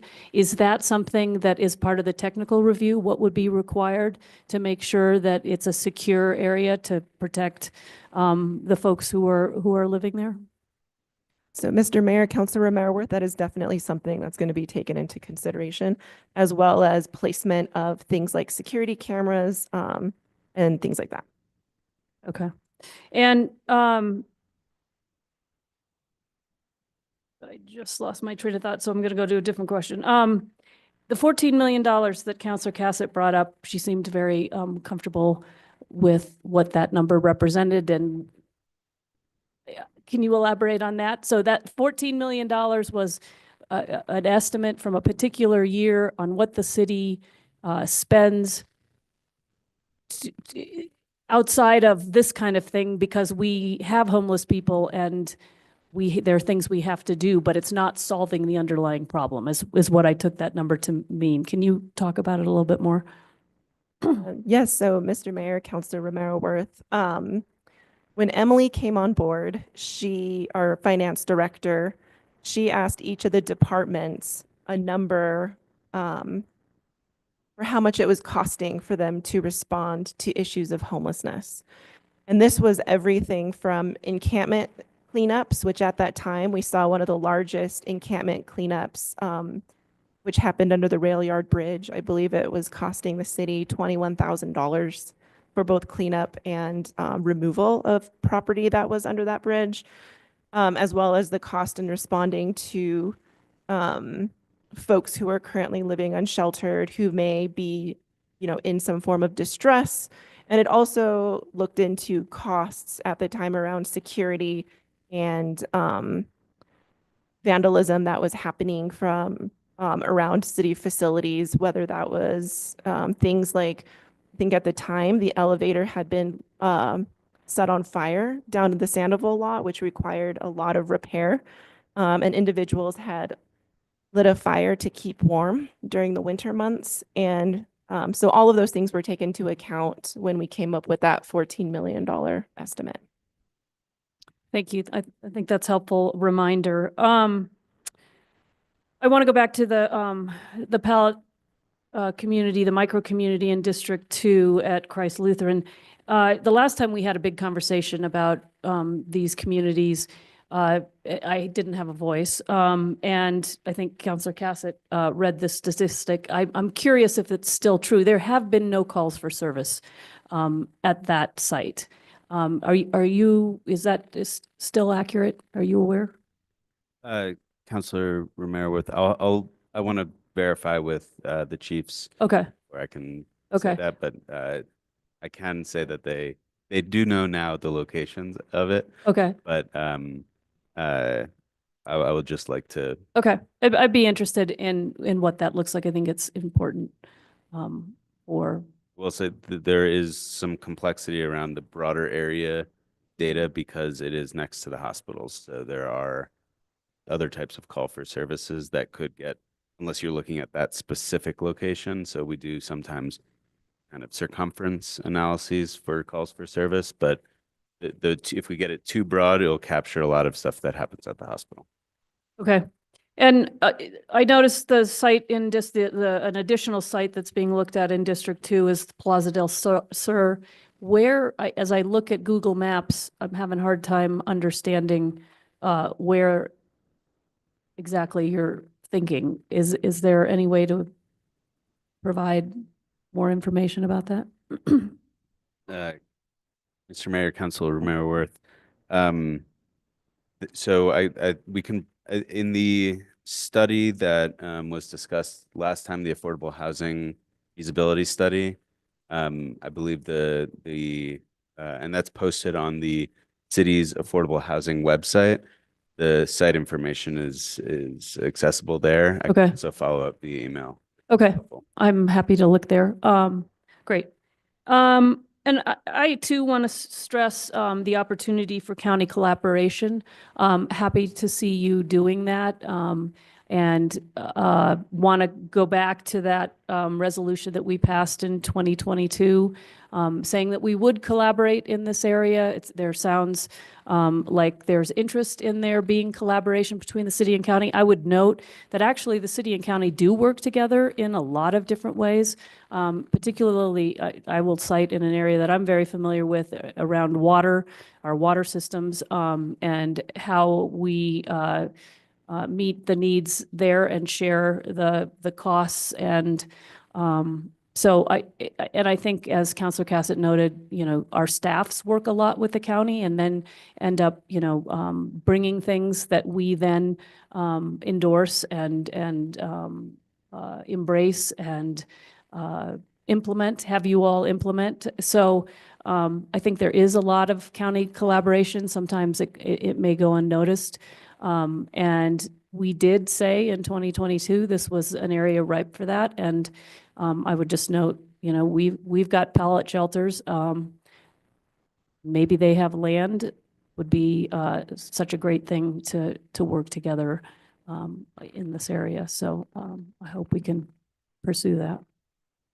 Mr. Mayor, Councilor Romero Worth, the probably greatest tragedy of the public safety power shutoff was that we had to cancel a meeting with the county to discuss exactly this. So we are working to get that back on the calendar because this is a major priority of ours, which is trying to find those areas of collaboration where we can combine what one group has with what another has to get to yes.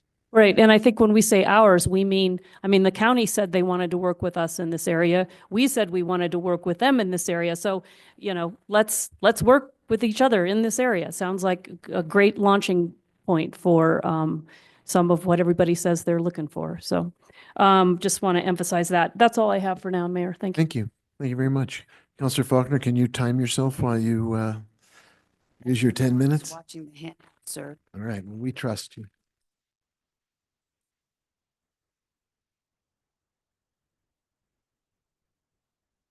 You have the floor. So one of the things that I would like to call on as a leader is that this problem is going to take all hands on deck.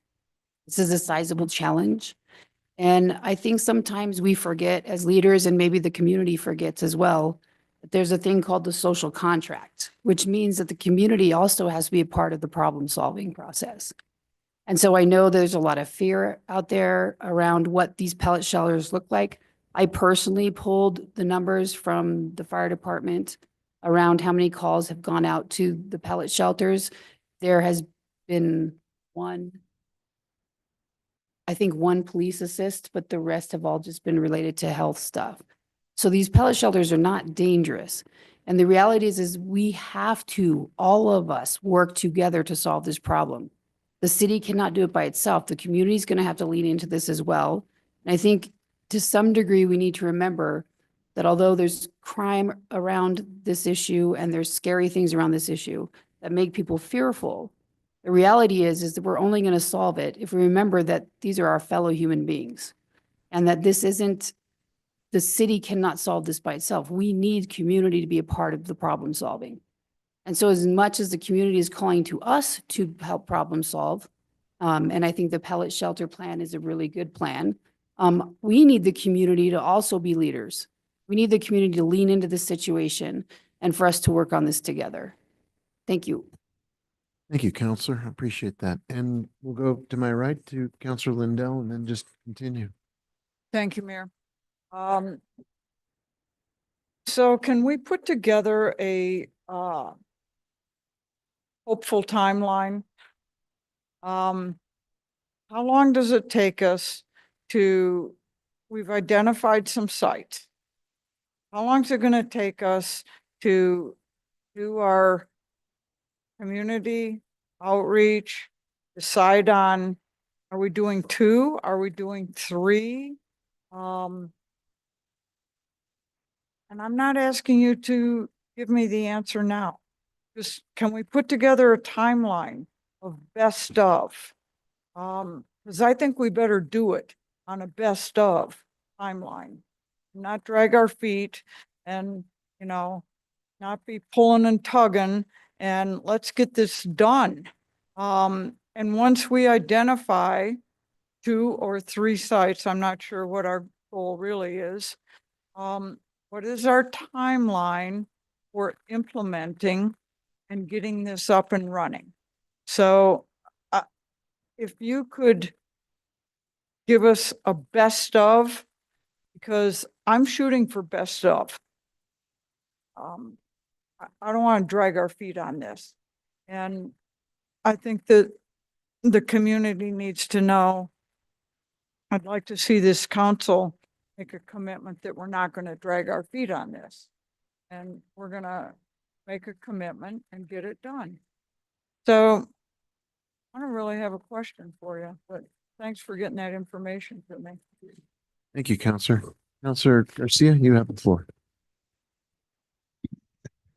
Thank you, Mr. Mayor. Thank you, Director Paul Hyman and Ms. Sanchez for the information.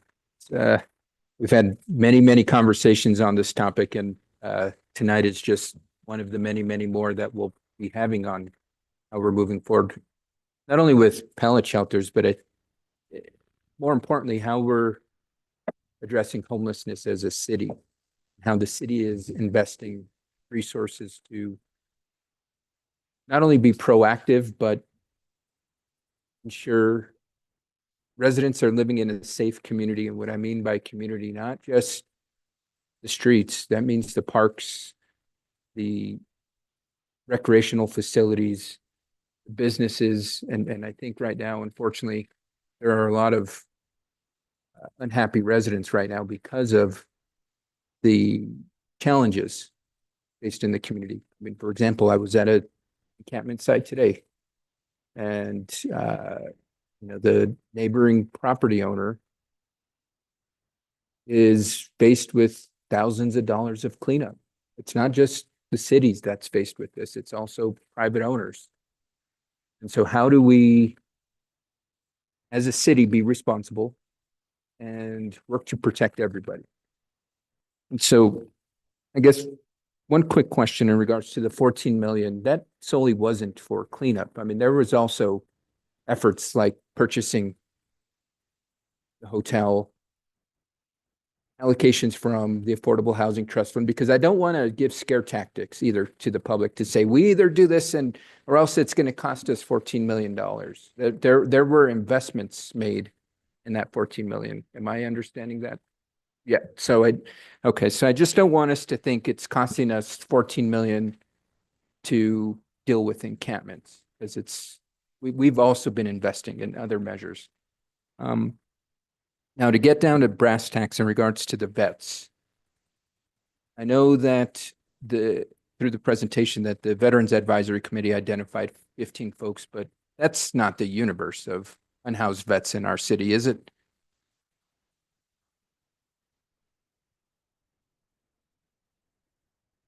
Mr. Mayor, Councilor Garcia, like most things, that's a number that was presented through the Veterans Advisory Board. And in reality, it's it's much higher.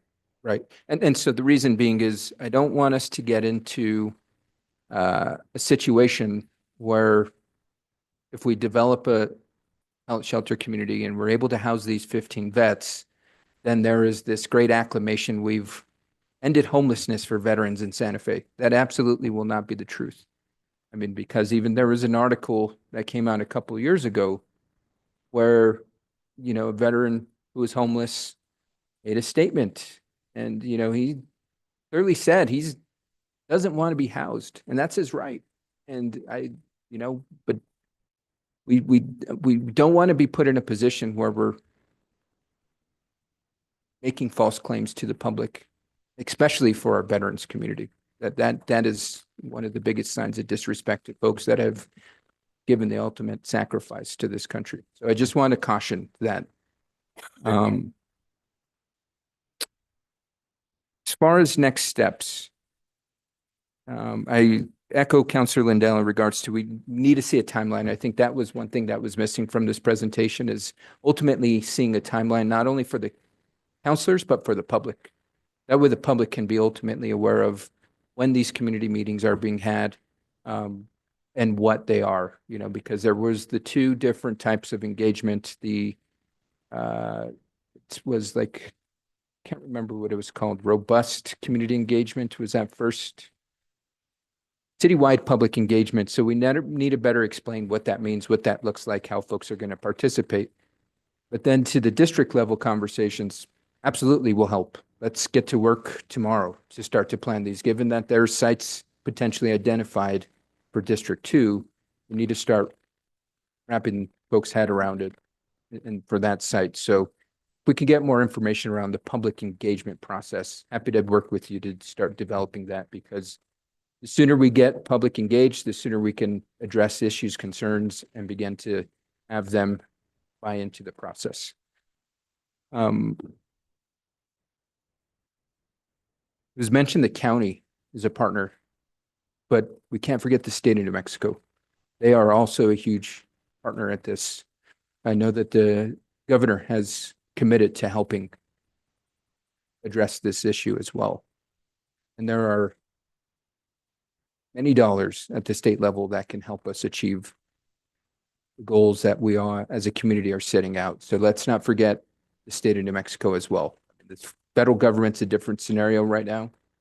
Maybe in the future that could be an option, but as Councilor Faulkner said, this is an all hands on deck effort. We can't leave any stone unturned as we're working to address this issue. The question around the site selection. It was mentioned, am I understanding correctly that is it the advisory board you formed is ultimately going to decide the sites? Or can you help me understand that process? Is once the recommendation is made, is that going to come back before the governing body? What does that process look like? Mr. Mayor, Councilor Michael Garcia, thank you for the questions. With regard to the Micro Community Advisory Board, they analyzed, based on the 4 or so criteria that I had on the slide, which sites would be best to narrow down and remove to get us to a smaller number. Ultimately, we want to have the decision-making process and the selection-making process be one that's based on the technical feasibility of how we can get this done. And really then engage with communities and the council about socializing those sites and making sure that people's voices are heard as we move forward with development. I think to Councilor Lindell's point earlier, and I will be very happy to hear other thoughts on how to pursue this. There is we're trying to figure out how we can move quickly and do it well with engagement. But at the same time, make sure that we are moving on the best timeline possible and a quick timeline. So we want to try and balance all of those things at once. And then our current process is going to be having a technical review from a contractor, a project management firm to help us.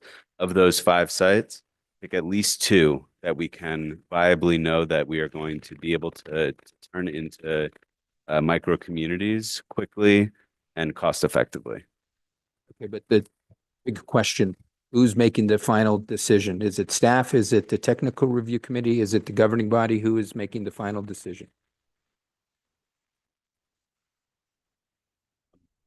I think we will do is we will come back to governing body once we've gone through this next step of analysis and present the recommendations. Okay.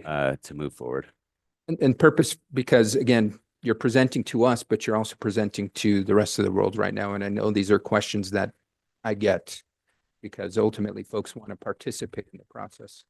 And anything we can do, again, to get to yes on this and to move this forward. Okay. I know we were working off of a list, but there's many, many, many more city-owned sites. Have we begun to explore any other sites besides that little teeny tiny ballpark we've been looking at? Because I think those are questions folks have asked. Why specifically these when there are many others? And you mentioned there's sites you've looked into. Is there a plan to do an analysis on all city-owned sites? Mr. Mayor, Councilor Michael Garcia, thank you for the question.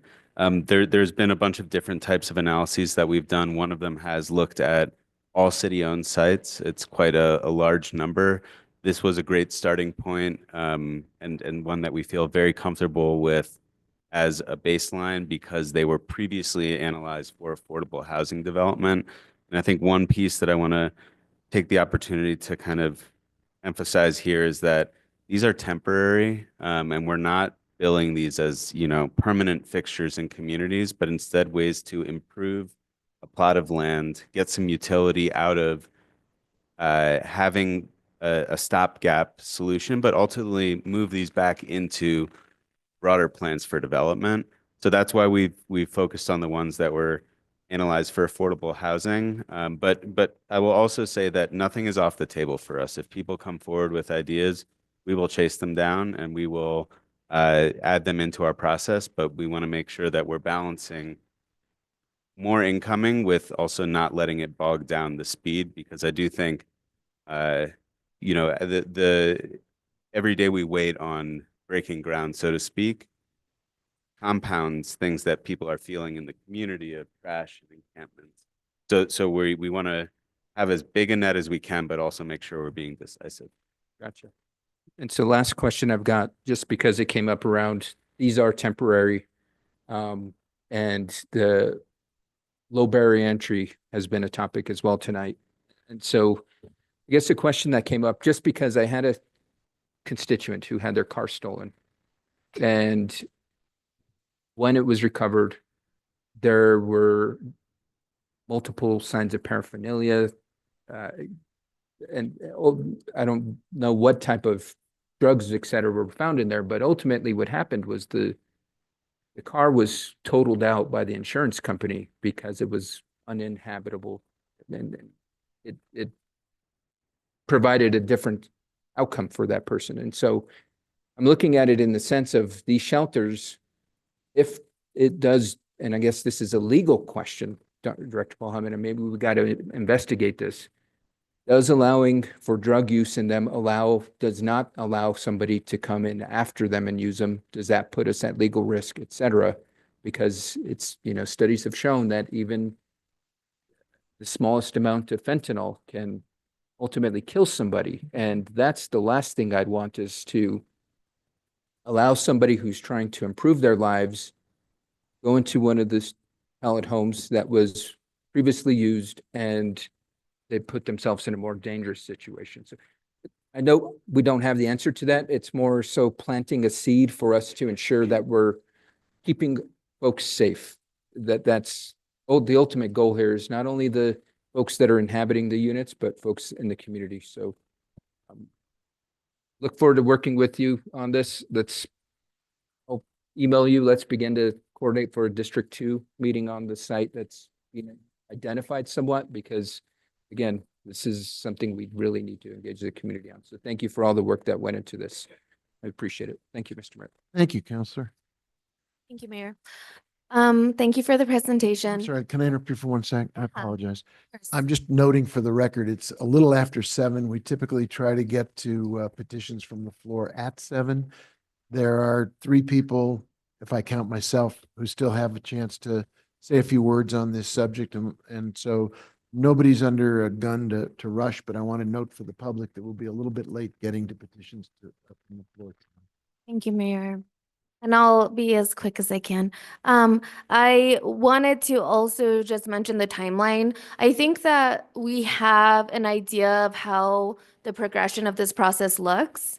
And I think that's, I know that I made some comments in prior committees about this, and I think that that's what would be beneficial to the community, is kind of exposing them to how the timeline of progression has looked in the past, what we see as areas of improvement and things that we would be doing differently, so they have an idea of how that timeline may adjust. And I know that there's a lot of other factors that we're collecting right now, and there's people we're consulting with, but we do have that prior experience that I think could shine light on what that timeline looks like. So I just wanted to make that comment. And my big thing is sustainability.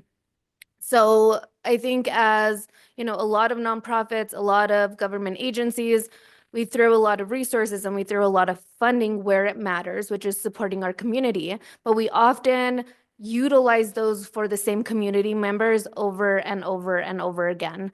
And to me, that is not progress. So I just want to emphasize with this project that we're looking at sustainability efforts. When we get these individuals into transitional housing, how do we keep them from needing the level of resources that they needed previously? That's true progress, right? When we talk about housing the unhoused, them staying housed is where we really find success. And so I just want to make sure that we're looking at that piece of data because that's what matters. That, like when we're talking about you know, like fiscal impact on the city, when we're reusing resources for the same individuals over and over again, that's not a good use of our money. If we're doing that, it means we have to do something different because what we're doing isn't working. And I think that a lot of agencies that provide resources tend to do that. You know, they're meeting people's needs. And like I said, I won't take away from that because I think that's great.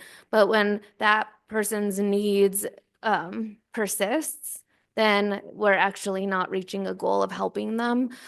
So with this, I just want to make sure that we kind of track those individuals. And I do have a question if there's a plan, because I want to have an understanding of what's the plan around sustainability? What's the plan when they go into transitional housing? What supports are we continuing or our partners are continuing to provide to those individuals so that they don't kind of fall back into that need again? Mr. Mayor, Councilor Chavez, thank you for that question. It's one, and there's two pieces to it that I'd like to touch. One is that is something that we are eagerly looking into, and there are a lot of systems already in place that are supposed to be tracking this and figuring this out. One of them is, I'll spare everybody the details of kind of the structure of all these things, but effectively a statewide database exists and it's managed by the New Mexico Coalition to End Homelessness. So they in some ways own the quote unquote own the data, and you can track flow. So when I say flow, it's people moving into a system, being currently unhoused, and then people moving out and being stabilized and housed. So that data system, again, that database is owned and managed by the New Mexico Coalition, and we're working to make sure that the city has better access to that information. The second piece is we do have a platform that we invest in, which is the Connect program, which can play a similar function in that we can understand how people are using services in the community. So that can be both at a big level, we can see what types of services people are using, but also more at the individual level. And this isn't something that the city would themselves do, looking at individual clients, but it's what providers do, which is making sure that the people that they're serving are actually being moved progressively through a system as opposed to just being stuck in place. I'll answer your sustainability question in like a little bit of a different way, because I do think there's like a physical asset sustainability that we have with these units, and I'll put on my other hat, which is as overseeing the emergency management function here, which is these are really great assets to own as a city. And I think I probably didn't do a great job previously of saying that these are actually okay to have in storage sometimes, because it means that we can use them if we need. So during the potential public safety power shutoff that wasn't, my team and I were looking into how do we potentially convert the GCCC to shelter 600 individuals. We can imagine a lot of instances where there's a disaster that we need to be able to stand up a unit quickly to support someone in need. So when we move towards having less of these serving the unhoused population eventually, we will still have them as assets that we can use for other needs. And that's a different type of sustainability. No, and I see that being a positive use and I see them as assets. I absolutely do. And I do want to work closely with you in really looking at that topic though of like, as the city, how can we be leaders in monitoring and tracking the progress of individuals that are utilizing the extra resources that they can't provide for themselves and making it so they eventually don't need those resources. Because in fact, Santa Fe is very rich in resources. We have great community partners. We have, even great, private agency partners that are willing to give and give. So we're actually very rich in resources, but I think that we lack tracking how repeatedly those resources are used for the same purposes and funding and funds can be lost in that process. And I think as a city, we could kind of lead in that and then really looking at the sustainability and what we're trying to achieve. In this conversation right now, we're trying to achieve housing the unhoused. So how can we track it so that individuals that are seeking supports and being housed don't need those supports in the future? How do those wraparound services continue for them? How is their monitoring set for them so that they don't kind of fall into this unfortunate situation again. So I just really want to emphasize that because I think we talk a lot about our, money being utilized effectively and how our community members are really concerned about that. But there's a huge part that, or a huge piece of our resources are being used for the same purpose over and over and over again. And a lot of that falls in your department.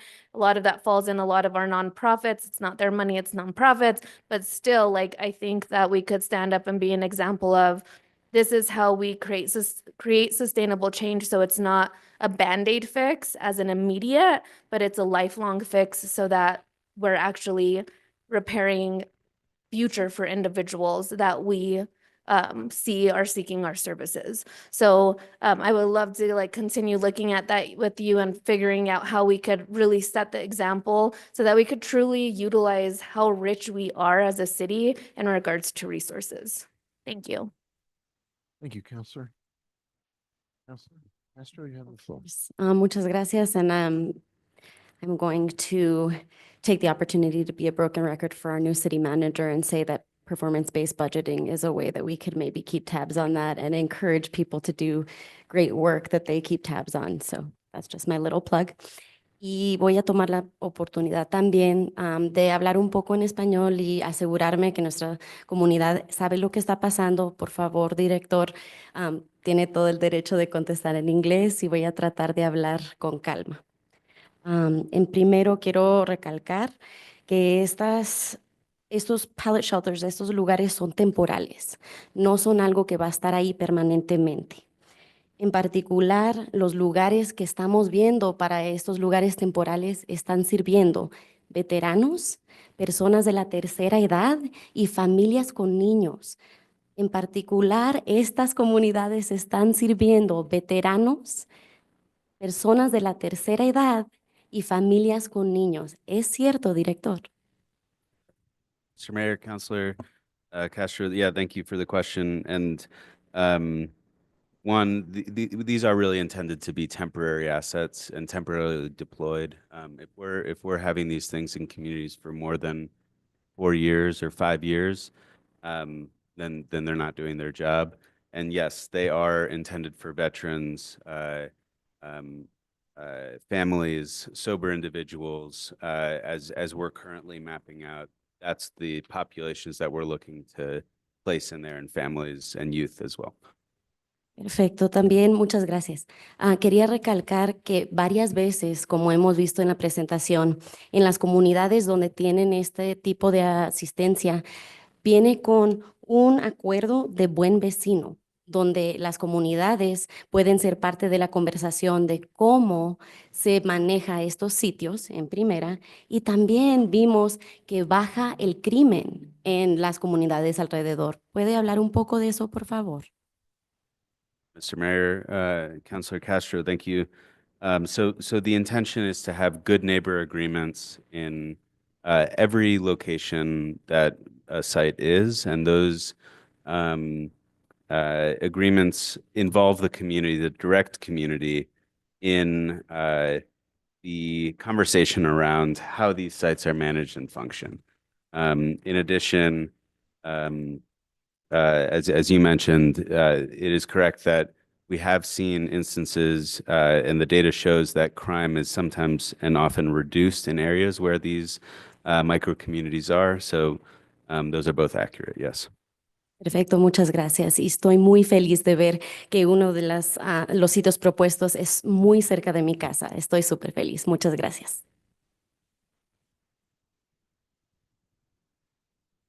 I'm going to be very, very brief. I think I appreciate enormously the presentation, the update, and the ongoing engagement that will take place not only with members of the governing body, but with the community at large in every respect, as you described it. And the formulation of the advisory committee, I think, is a huge first step. There's a lot to be said about our strategy that's in place for addressing homelessness large and in a comprehensive way. But I don't want to lose one of the nuggets that was in your presentation. Our Veterans Advisory Board tells us they have the names of 15 veterans. This is the benefit of a by name list. This is why we are part of Built for Zero as a model, the only model that I know nationally and internationally that has actually gotten to functional zero in homelessness. We have 15 names of veterans who live in our community and who are homeless. This is not a question for you two. This is a call for action for this community, for the state, for the county, for nonprofits, for faith-based organizations. We are a city that frequently, if not every single day, says how much we appreciate the men and women who have gone into the service to protect us.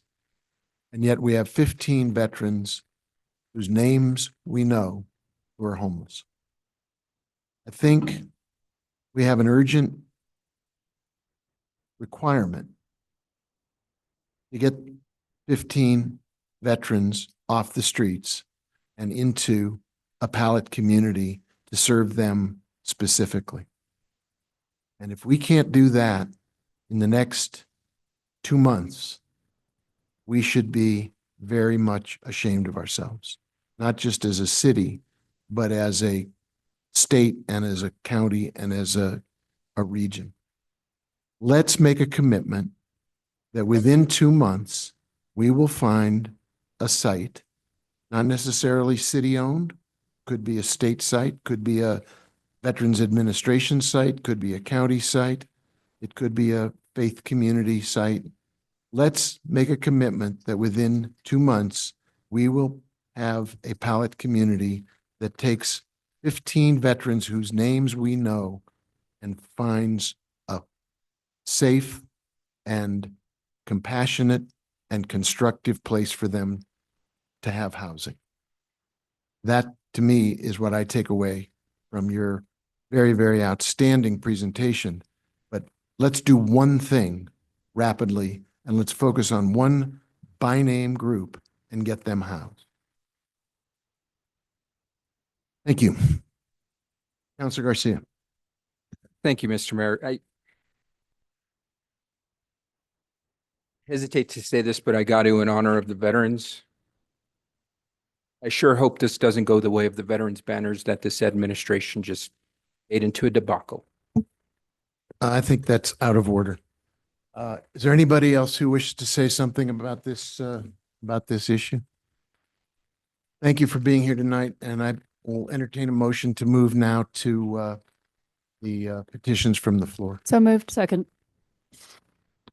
So the motion is to move to petitions from the floor and then return to our regular order. Madam Clerk, can you call the roll on that? Counselor Faulkner. Counselor Lee Garcia. Yes. Counselor Michael Garcia. Yes. Counselor Lindell. She has been excused for the rest of the evening. Counselor Romero Worth. Counselor Cassett, Yes. Counselor Castro, Yes. Counselor Chavez, Yes. Mayor Weber. Yes. Motion. So I will now entertain anyone who is here to speak to any topic that is not a public hearing item. I don't know that we have any.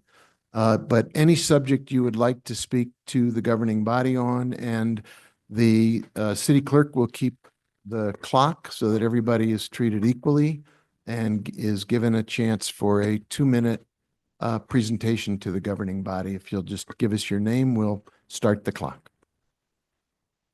I think you have to hit the button. Oh, Yes, you're my name good. is Eric Fuentes. I was here about I don't know, a month ago or so. My family goes back 400 years here in Santa Fe. Mr. Mayor, ladies and gentlemen of the council, I'm here to discuss the obelisk, the Soldiers Monument built in 1867. The very monument that was erected primarily to honor the defeat of the Confederate Army at Glorieta Pass. You know, the Confederate Army that was fighting to continue slavery. Judge Wilson's ruling states rebuilding the monument or follow a rarely used state historic preservation process. Instead of appealing this decision, you have decided to incorporate yet another study, a $100,000 study. It likely would cost less to appeal. I'm sure some of you think that it will not cost $100,000. His government, who by the way works for us, we don't work for you, to spend less than approved amounts. It is more than likely the government will overspend. Presently, I understand this task has been assigned to the city manager, who is not from New Mexico, and likely does not understand the significance of this monument, as perhaps you do not either, Mr. Weber. The Union defeated the Confederate Army was and still is a positive outcome that was and should be honored on the plaza. Santa Fe was a celebrated tricultural city. Due to your unilateral choice to allow the monument's destruction, you have increased the divide amongst the people of Santa Fe. You simply could have allowed the police to do their job and we would not be in this situation. Currently, you're electing to double down and have stated, I think we are looking for, is an outcome that the community can get behind. I don't believe you, or you wouldn't be doubling down. I believe you are seeking the outcome you prefer.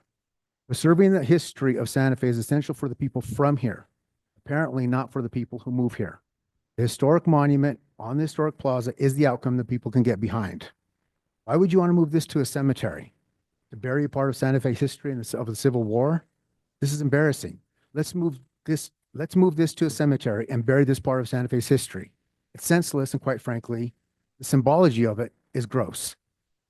It would likely cost less to put the monument back on the plaza than to continue this charade. I ask you and the city council to install it in its rightful place back on the plaza. If you don't like the monument, then don't look at it. From the discussions I've had all around Santa Fe, you will certainly be in the extreme minority. Furthermore, Mr. Weber, your unilateral choice to dictate this should dictate that you pay for this reinstallation for yourself. Thank you, sir.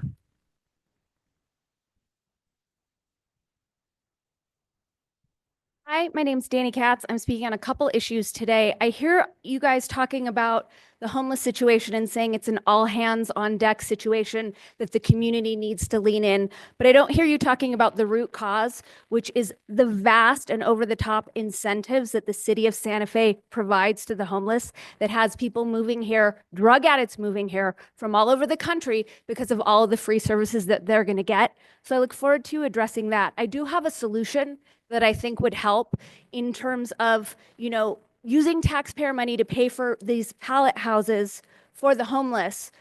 There's this whole recycling issue where when people recycle and things are dirty or the labels are still on them, all of that just gets thrown into a landfill.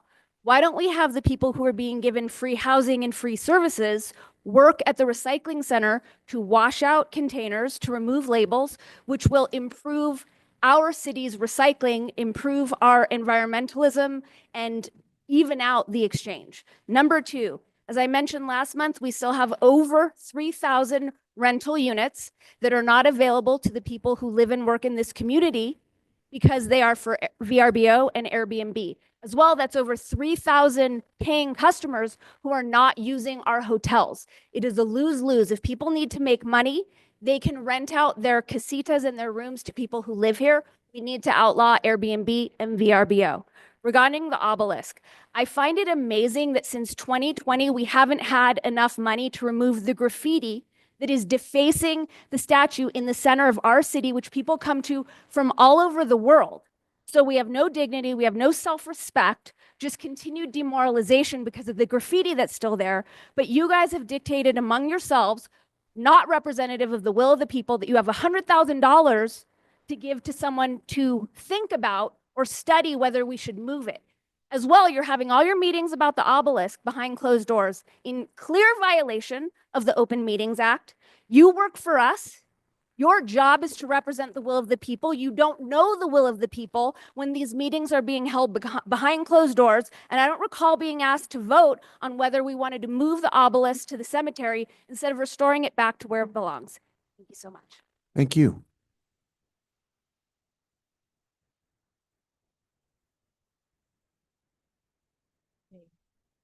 Council members, my name is Deborah DeMack. I'm here to speak a few words on behalf of myself and my neighbors in a rich subdivision, which is situated right next door to one of the two sites, if not both of the two sites, that are currently being contemplated for the pallet shelter home situation. Now, one of our council members that I was listening on the radio as I was driving over here this meeting said that she had reached out to her constituents and solicited him. I've just now polled 5 of my neighbors. None of us have been in contact or were contacted by our council member. One of my neighbors has just moved out, and it's because of the homeless situation that plagues the very same site right next door to our property, to our subdivision. I live 100 feet from that property line. I see the homeless encampments every day in that site area. They come through the neighborhoods. They deal the drugs. I find needles. We're cleaning up after them. We called the city to try to get the city to come clear out the trash and the human waste and the fire, leftover fire and trash that plagues that site. We rarely get help. We're not being heard, and the area is not safe. One of my neighbors is the ones who just moved out. They're putting their home up for sale, and they moved out because of the homeless who come through and are a constant problem, not only as a migrant to the neighborhood every night, every day, but also encamped out in that area. We are on the other side of the subdivision is yet another, it's a Stagecoach Apartments, which is transitional housing for the homeless from those who have come from challenging situations. I would ask the city, please open your doors, open other sites, help us as hardworking, tax-paying citizens to maintain our neighborhood, not be surrounded of our values and our lifestyles, our families put at risk. Thank you. Thank you. Stephanie Benanato. Although I'd like to say some things about the Pallet House, I'm not going to. I do agree with Councilor Garcia that the most disrespectful thing that you can do is to lie to somebody. And I've been consistently lied to by the city of Santa Fe in this lawsuit that I have. And again, just recently, that is last Thursday, the city began to find a receipt that actually was signed on. So here's a purchase order that, and I sent these to you, so you have these, and I would ask that you read them. There's no signature or date as to when it was accepted. I sent you also a contract. There's no signature. It's not valid till it's signed. McCuddy and McCarthy have been in receipt since May of 2024 with responses from Fitness Superstore that clearly said they did not make a plan in 2018 for the weight room as Perez. They did not make one in 2021. They don't have any contracts, any invoices, any purchase orders to show that Fitness Superstore was hired And yet just the other day, Mr. Hatcher sent a letter that said, although Greg Fernandez has been all over the place in his answers, flipping, flopping all over, he now recalls, in 14 months later, that Jerry Renault having a diagram that was never supplied to the city. Here, in the second supplemental answer that was 57 pages submitted to the court on Friday that we paid for, it says the city did not determine the placement of the equipment, but relied on the expertise of the vendor. The city was never shown any plan, schematic, or diagram. The city was told by salesperson vendor Larry Renault that he did have a plan, but Fitness Superstore's responses say there never was a plan, they never were hired, and your lawyers that we're paying big bucks to have known that since May of 2024. You don't have a record, you can't prove it. You can say things till you're blue in the face, but the court cases require a written record. It is time for the city to sit down and talk to me about settlement, talk about damages, rather than jerking me around and telling me that I was supposed to know that something wasn't in the right place 30 feet from where I entered the pool, that I should have requested this plan that apparently doesn't even exist right away. But I did request a film of the weight room on the morning that I was injured, and the city's cameras, after paying $2.5 million and taking 2.5 years to reopen Perez, those cameras weren't working on that day, 2 months later. Thank I you. sent you a, Thank you. excuse me, I sent Thank you. you didn't cut anybody else off and they went over 2 minutes. Stephanie, So I'm sorry, but you didn't let me finish. And now I'm really, you really do this all the time, Mr. Weber, and it's really distressing to me. But I actually filed a tort claim within 5 months of the Perez reopening. And so you were on notice that all those documents needed to be preserved, and there's none preserved. thank you. Is there anybody else here in the chamber who'd like to take 2 minutes and speak to the governing body on any matter whatsoever? This would be a time to come forward. Or if somebody's on the Zoom, they could also take 2 minutes to speak on any subject. Mayor, we do have one attendee with their hand up, Rachel Thompson. I'm going to allow you to talk.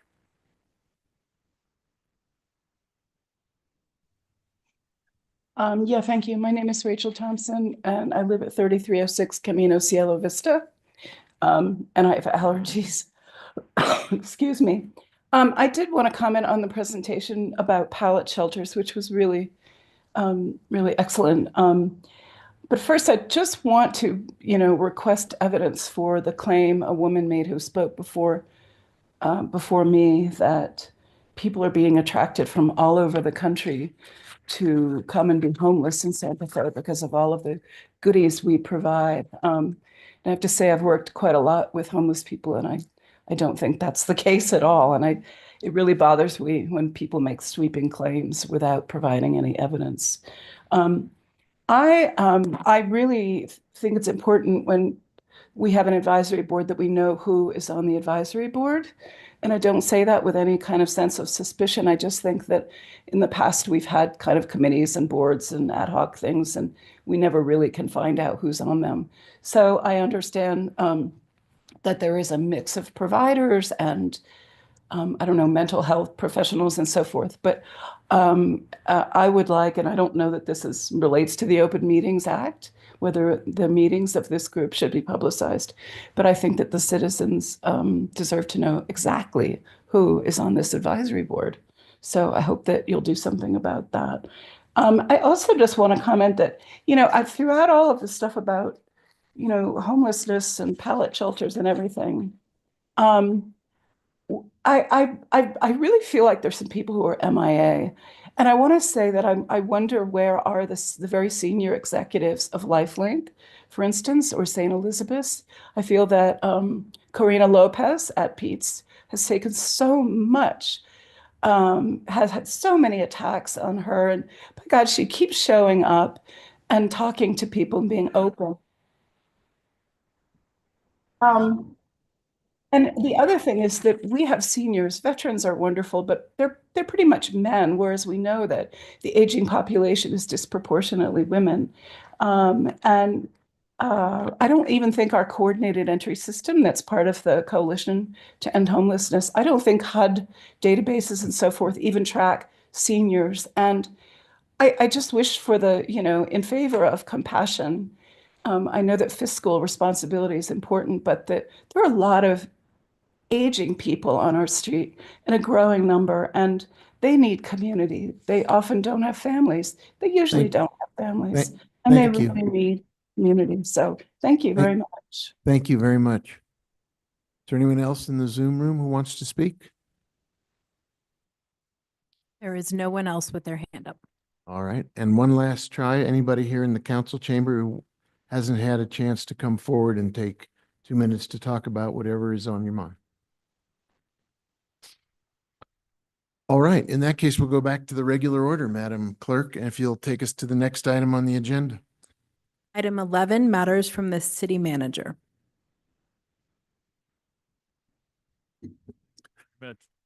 Not sure your button is pushed there, Mr. City Manager.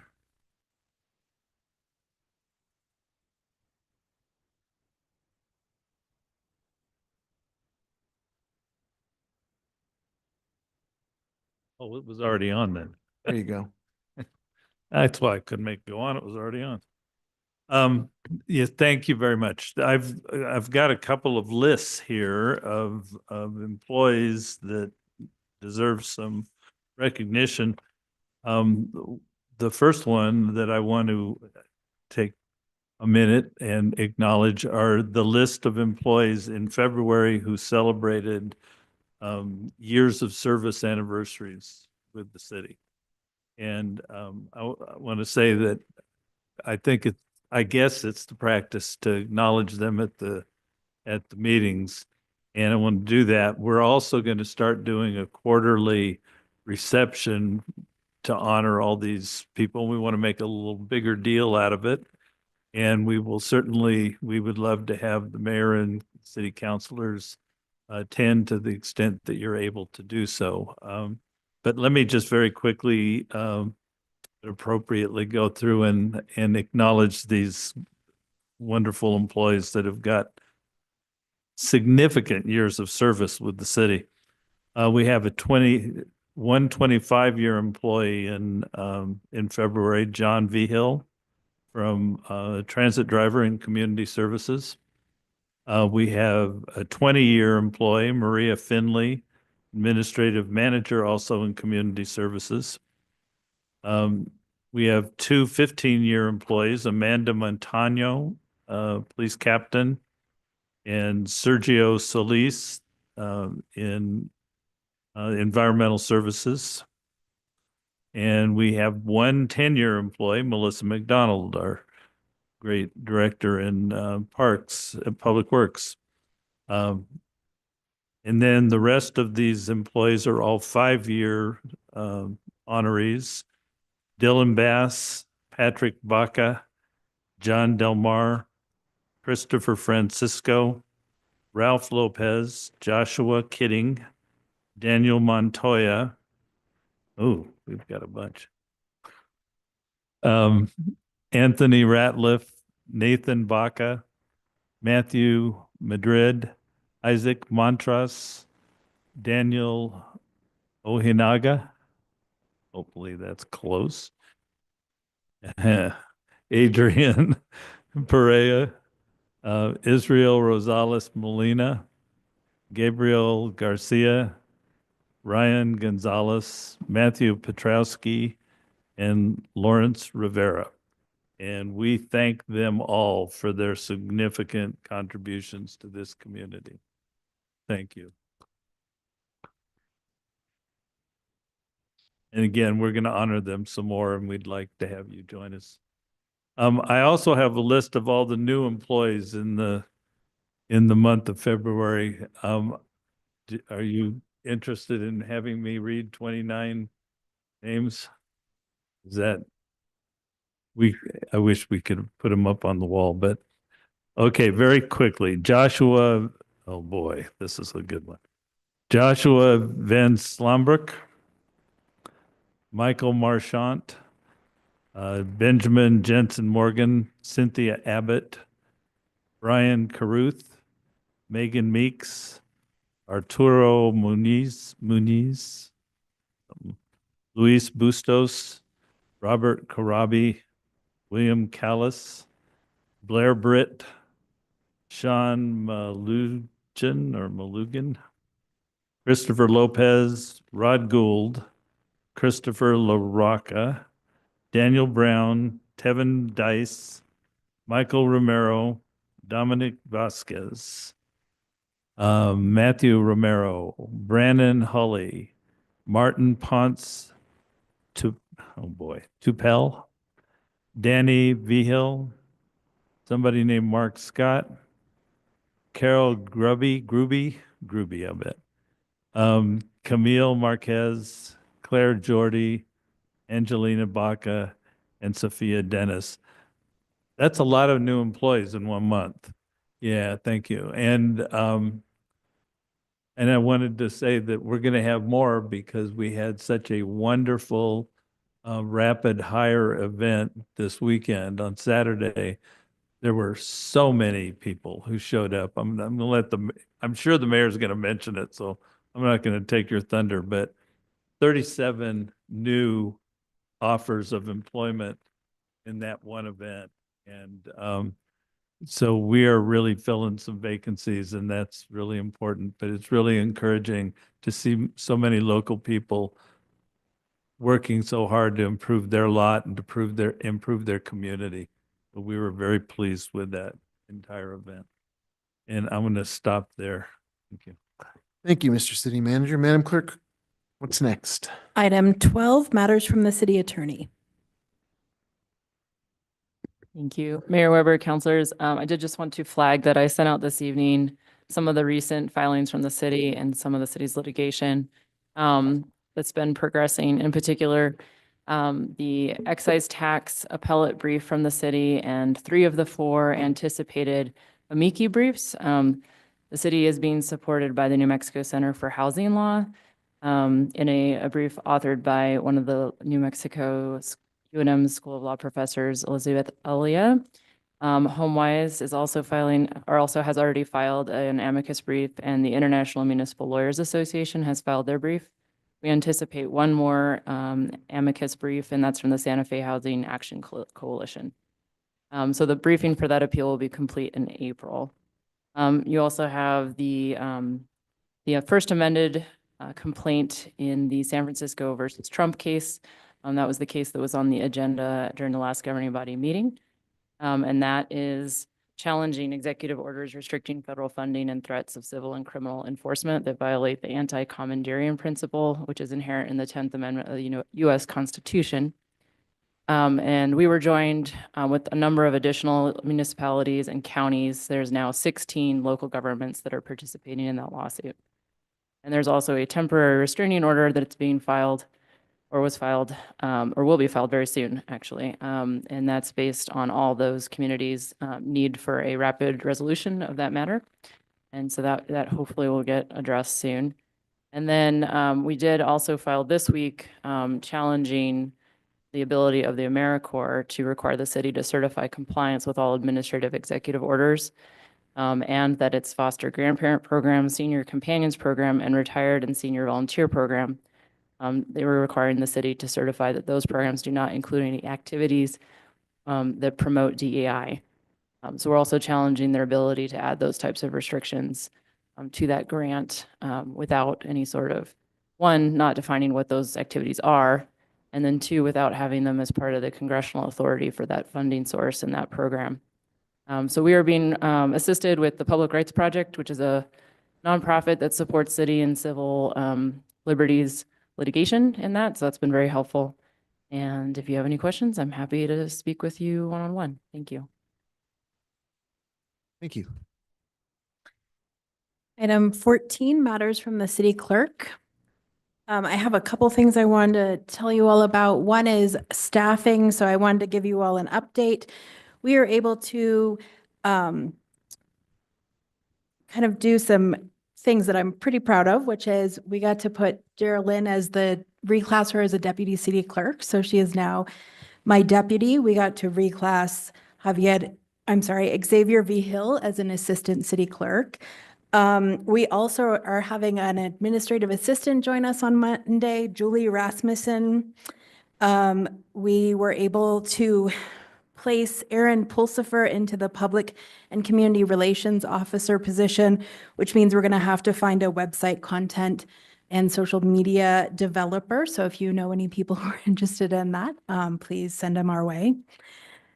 We have filled our constituent services division team, which I'm really excited about. The city manager talked about Michael Marchant. He's our newest constituent services specialist, and our project administrator, who's our event coordinator, Simon Sotelo, who will be joining us. So those are some exciting things. Our Easter countdown, we're a month out. So we have our eggs that have been shipped in, 55,000 toys and candy eggs. And I also wanted to mention that the communications team has been working on doing YouTube shorts. And so if you look at YouTube, you'll see little videos that document events that have been happening. There are some fun events that you can see have been happening, like ribbon cuttings and the UNESCO 20-year celebration. So check those out and send them around. Tell us what you think about them. And I think that is it. Thank you. Thank you, Madam Clerk. I think we'll go to communications from the governing body and we'll just get right to it. And I'll start to my right with Councilor Castro. You're going to pass. All right. Councilor Chavez. Thank you, Mayor. I do want to give a shout out to our city manager. I think you've done a wonderful job. Your communication is amazing. Some of the things that you've started, for example, just your summary before our meeting that you emailed to us, I think that it's just helps us all be on the same page. So I think you're promoting unity amongst this governing body very, very early on. And I want to say I appreciate that. So thank you. And then I want to shout out, like, how do I say this? So in 2018, when I was principal at Cesar Chavez Elementary School, I met a 6-year-old boy and his brothers. And this 6-year-old boy and his brothers became very, very close to me. And I remember him showing up to school late sometimes, but coming up to me and running and saying, "Miss Amanda, can I please have a hug?" It just so happens that I have the honor of saying that this 6-year-old boy is now my bonus son. And he has been living with me since December and has completed a piece of my heart that I never knew was missing. So I have a great love for him and I have a great love for his brothers. But this 6-year-old boy now turns 13 years old on the 26th of March. And we're having a big birthday party for him and his best friend, who happens to be my son, this Saturday. I just want to publicly say that he has a heart of gold, a beauty that is hard to go unnoticed. And I know he's going to do amazing things. And I just want to publicly say to him that, like I've said in the past, whether it's 2 weeks from now or 20 years or 40 years, he comes knocking on my door, he will always have a home with me. I love him dearly, and I hope he has the best birthday he's ever had with me this weekend. Thank you. Thank you. Councilor Garcia, you have the floor, sir. Thank you, Mr. Mayor. I as well would like to thank City Manager Scott. I think I took him on his first Arroyo tour today when we were visiting the site of what used to be an encampment. It got cleared out over the last couple days, but hopefully didn't end up with any stickers in your shoes or socks. I know it was some high weeds over there, so thank you for taking the trek and meeting with the concerned residents. And yeah, I was there in jeans and boots, and he was in the attire he's wearing now. So thank you. I mean, thank you so much, and I appreciate all the work that you're going to be doing to work with us to get that city property in order and make it safe. So thank you so much. That's all I got, Mr. Mayor. Very good. Thank you. Councilor Faulkner, we'll directly go to you. So I also want to thank the new city manager. Every interaction we've had, I have truly enjoyed, and I think you bring so much experience to the city that we really need some guidance on right now. And so I just appreciate your willingness to have conversations and your expertise. And I'm just so glad that you're part of the city. I also would like to say that I will be looking forward to working with the administration and the city manager and the finance chair on making the the budgeting process more transparent. And I don't mean that in a bad way. I mean, I think there's ways we can find common ground and support the administration and also get a little more information on the budget. And so I've had conversations with the mayor and the finance chair and the city manager. And I do think there's a way we can make the budget process a little more transparent for everybody. So I appreciate all of you having those conversations. Thank you. Councilor Mayor Worth. Thank you, Mayor. I'm want to flag for anybody who's interested, a presentation that was given to the Finance Committee on Monday about our gross receipts tax revenues, the history of those revenues. I know Councilor Cassett has been flagging presentations at the Quality of Life Committee. I think this is an interesting one that was given to us at the Finance Committee as kind of a lead up to the budget.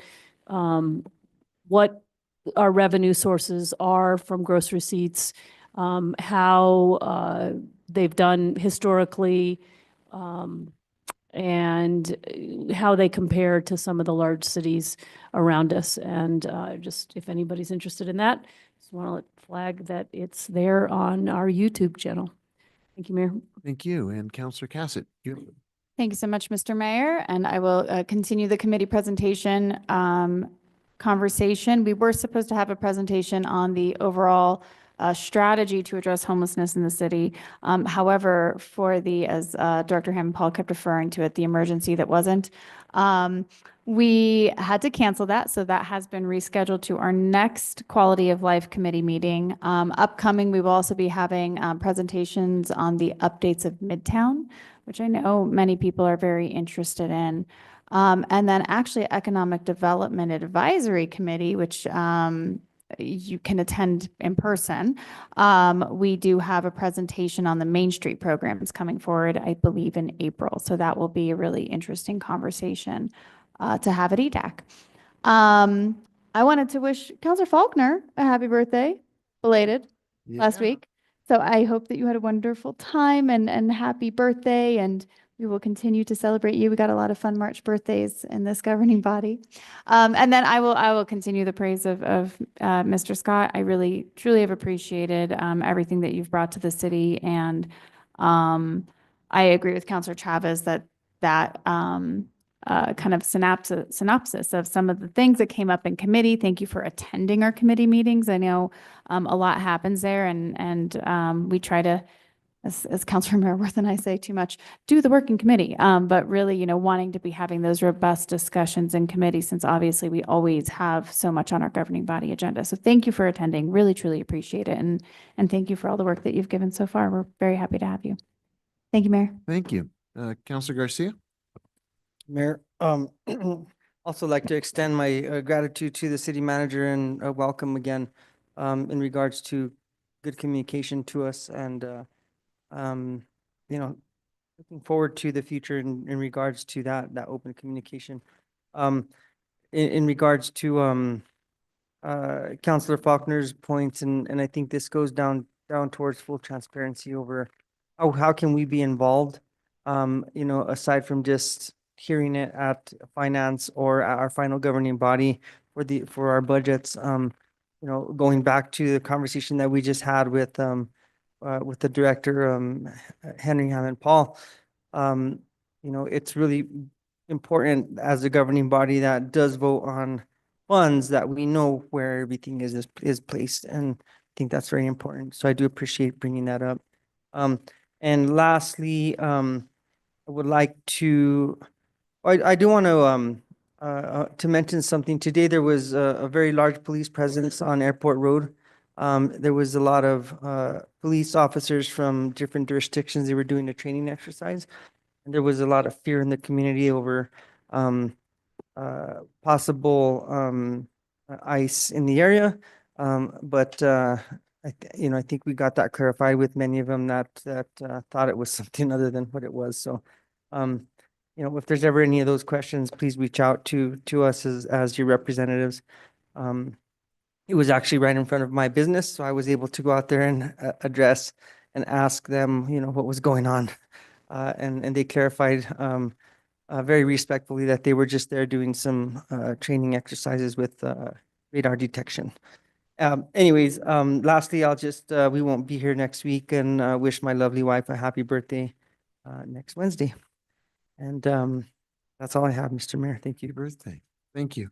I have a few items I'd like to mention. One, I want to give a big salute to all the city team that was so responsive to the potential electrical plug pulling, the emergency cutoff of energy. Didn't happen, but the work that was done by our emergency management team, by the city manager, by all parts of the city who had to come together and be prepared in case there was an electrical suspension, really demonstrated how the people in the city government work together and work across department boundaries, no egos, no barriers, but great collaboration and preparation.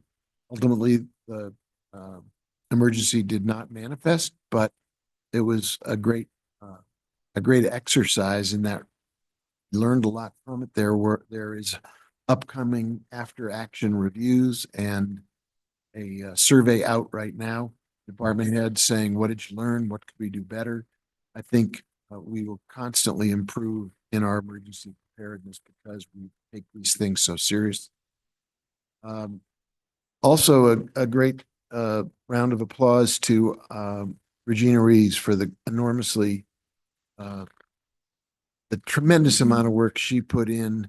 We were all very saddened by the deaths of Gene Hackman and his wife. And what it meant for Regina was a lot of calls and requests from television stations, newspapers, national publications, international publications. She handled it all absolutely flawlessly and with great professionalism and dignity. And I think we all feel sad for the loss of such a great actor and members of the community, but we also know that we really, as a community, respected them and gave them the kind of recognition they deserve. And Regina coordinated so much of that. In that note, I will give a round of applause to the folks at Violet Crown who are hosting a Gene Hackman retrospective. If you're a Gene Hackman fan like I am, they're showing some of his great films that really do represent some of the greatest acting I've ever seen. So if you want to continue to give Gene Hackman your respects, go see one of these movies. The city manager mentioned the rapid hire event, and that was spectacular. The teen center was filled with job applicants and with our own departments, 37 offer letters, all conducted without the benefit of IT because Tyler had a interruption of service. So our team was doing job offers the old-fashioned way with pencil and paper and taking people's names. Kay Suave was there broadcasting live. And I think a lot of people, for some of the job applicants, but also some of the residents who came by to see what was going on, it was the first time they'd ever been in the teen center. And they were all not only impressed by the rapid hiring opportunity, but also by what an amazing first-class facility that is for our teens. A lot of offers made. Transit was well represented. Lifeguards were well represented. A lot of drivers for environmental services.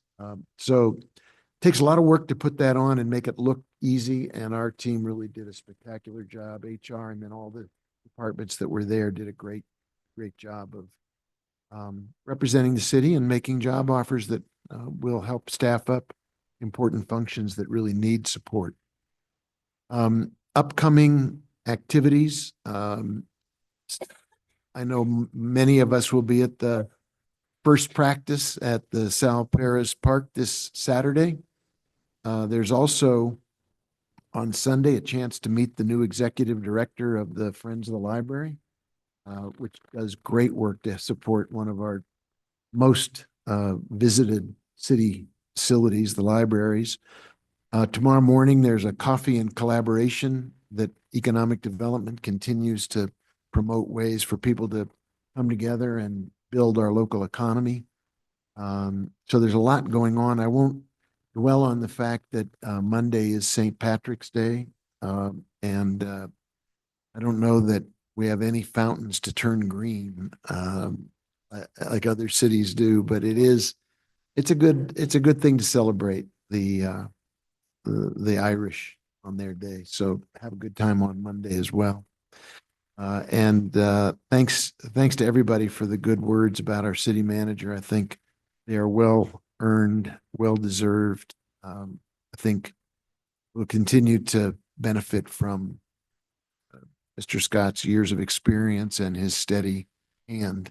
And I feel like we're all moving forward as a group because of the evenness of his approach to being the city manager. So, Mr. Scott, thank you. I don't know what day you're celebrating. For a while there, you're keeping track, but maybe at some point you stop knowing the exact number of days and just blend into the job.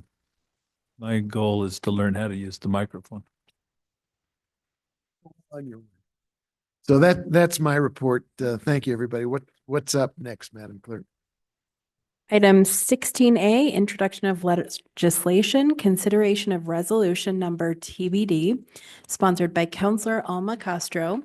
A resolution authorizing the sale and consumption of beer and wine during the 2025 Rail Yard Plaza Summer Scene Concerts on June 5th, 2025, June 6th, 2025, June 12th, 2025, June 13th, 2025, June 19th, 2025, June 20th, 2025, June 26th, 2025, July 18th, 2025, July 25th, 2025, August 1st, 2025, August 8th, 2025, August 22nd, 2025, and August 29th, 2025, pursuant to subsection 23-6.2C SFCC 1987.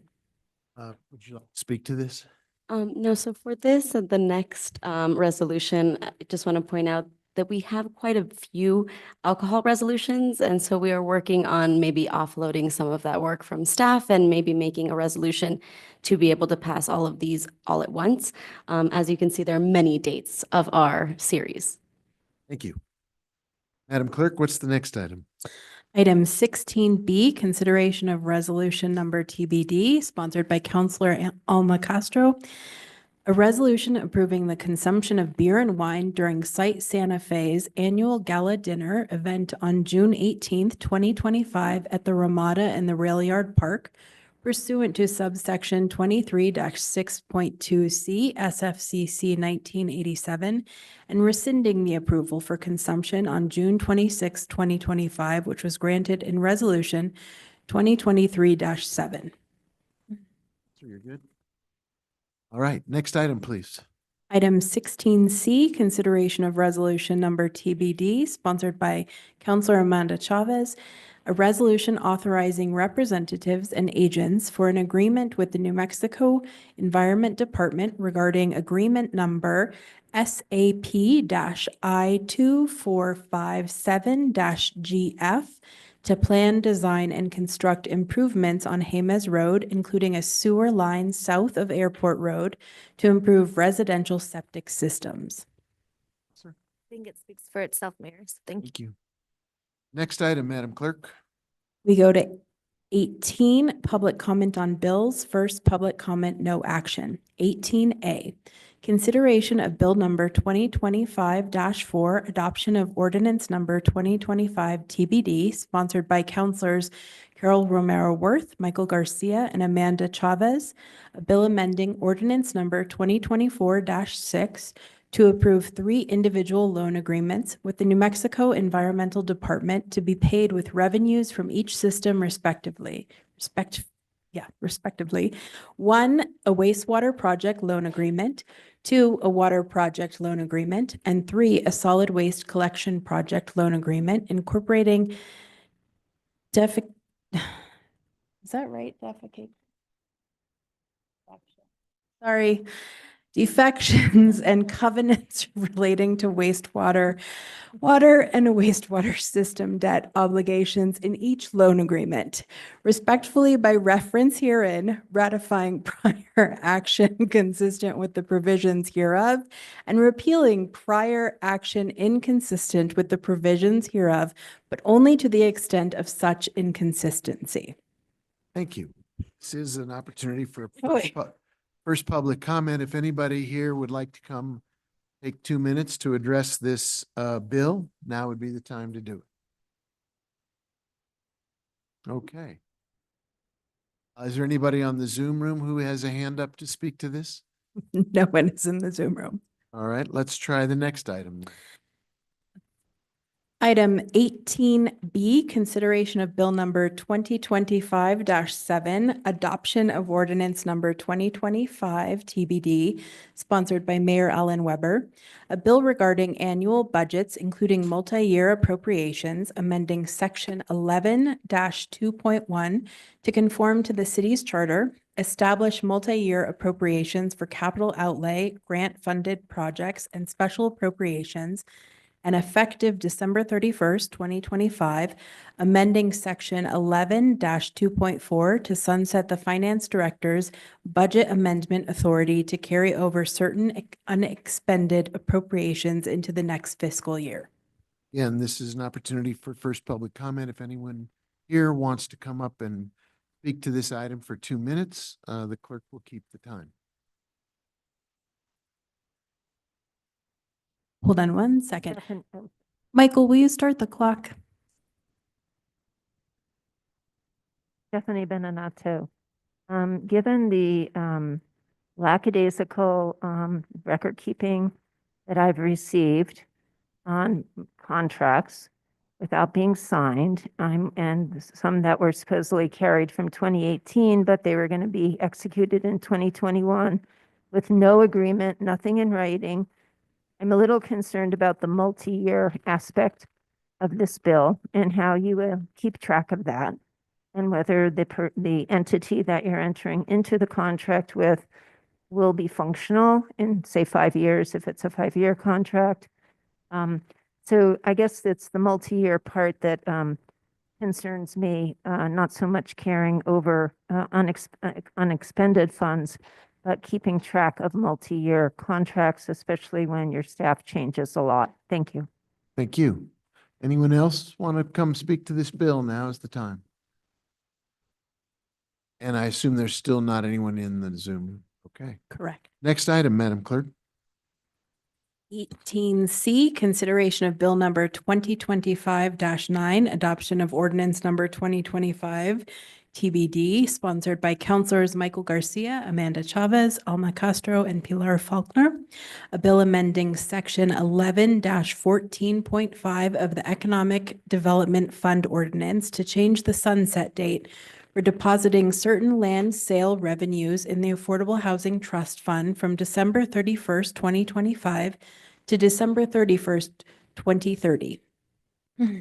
And again, is there anyone here who wants to address this bill for 2 minutes? This is the time to speak up.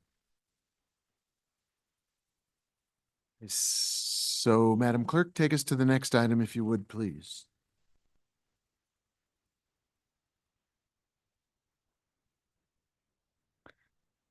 Next item is 21, appointments. 21A, Santa Fe River Commission, Jake Lyon, reappointment, term ending 02-2028, Heidi Klingel, reappointment, term ending February 2028. Karen Jackson, appointment, term ending February 2028. Is there a motion? Move to approve. Second. Motion, and there's 2 seconds. Any discussion of these appointments? Madam Clerk, can you call the roll, recognizing that Counselor Lindell is excused? Counselor Lee Garcia. Yes. Counselor Michael Garcia. Yes. Counselor Romero Worth. Yes. Counselor Cassett. Yes. Counselor Castro. Yes. Counselor Chavez. Yes. Counselor Faulkner. Yes. Mayor Weber. Yes, Motion is approved. thank you. Next item, please. Item 21B, appointments to the Airport Advisory Board. Jill DeHaven, reappointment, term ending February 2028. Rosemary Thompson, reappointment, term ending February 2028. Len Rand, reappointment, term ending February 2028. Lutz Arnold, reappointment, term ending February 2028. Move to approve. Second. There's a motion and a second to approve these appointments. Is there discussion? Madam Clerk, could you call the roll? Counselor Michael Garcia. Yes. Counselor Romero Worth. Yes. Counselor Cassett. Yes. Counselor Castro. Yes. Counselor Chavez. Yes. Counselor Faulkner. Yes.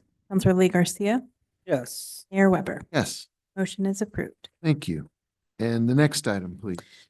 21C, Santa Fe City and County Advisory Council on Food Policy. Jasmine Meyer, reappointment, term ending January 2028. Sergio Mata Cisneros, appointment, filling an unexpected term ending January 2026. Motion to approve. Second. There's a motion and a second. Discussion? Madam Clerk, can you call the roll? Counselor Romero Worth. Yes. Counselor Cassett. Yes. Counselor Castro. Yes. Counselor Chavez. Counselor Faulkner. Counselor Lee Garcia. Yes. Counselor Michael Garcia. Yes. Mayor Weber. Thank you. Next item. 21D, Board of Adjustment. Gary Friedman, reappointment, term ending 9/2027. Colleen Deering, reappointment, term ending 9/2027. Teague Douglas, reappointment, term ending 9/2027. Daniel Painter, reappointment, term ending 9/2027. Motion to approve. Motion and a second. Is there any discussion? Madam Clerk, if you'd call the roll, please. Counselor Cassett. Counselor Castro. Yes. Counselor Chavez. Yes. Counselor Faulkner. Counselor Lee Garcia. Yes. Counselor Michael Garcia. Yes. Counselor Romero Worth.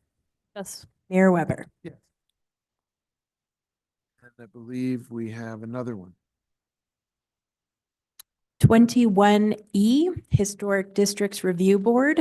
Scott Cherry, appointment, term ending 1/01/2027.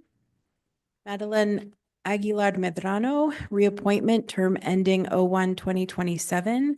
Cecilia Rios, reappointment, term ending 01/2027. Motion to approve. Second. Motion and a second. Any discussion? Please call the roll, please. Counselor Castro. Yes. Counselor Chavez. Yes. Counselor Faulkner. Counselor Lee Garcia. Yes. Counselor Michael Garcia. Yes. Counselor Romero Worth. Yes. Counselor Cassett. Yes. Mayor Weber. Item 21F, Audit Committee. Elizabeth Travis, appointment, term ending 11/2028. Bill Keller, appointment, term ending 11/2028. Second. Second, is there discussion? Would you call the roll, please, Madam Clerk? Counselor Chavez. Yes. Counselor Faulkner. Yes. Counselor Lee Garcia. Aye. Counselor Michael Garcia. Yes. Counselor Romero Worth. Yes. Counselor Cassett. Yes. Counselor Castro. Yes. Mayor Weber. Yes. Motion is approved. Thank you. I believe, Madam Clerk, that completes tonight's agenda. Thank you, everybody. Appreciate everybody being here. We are adjourned.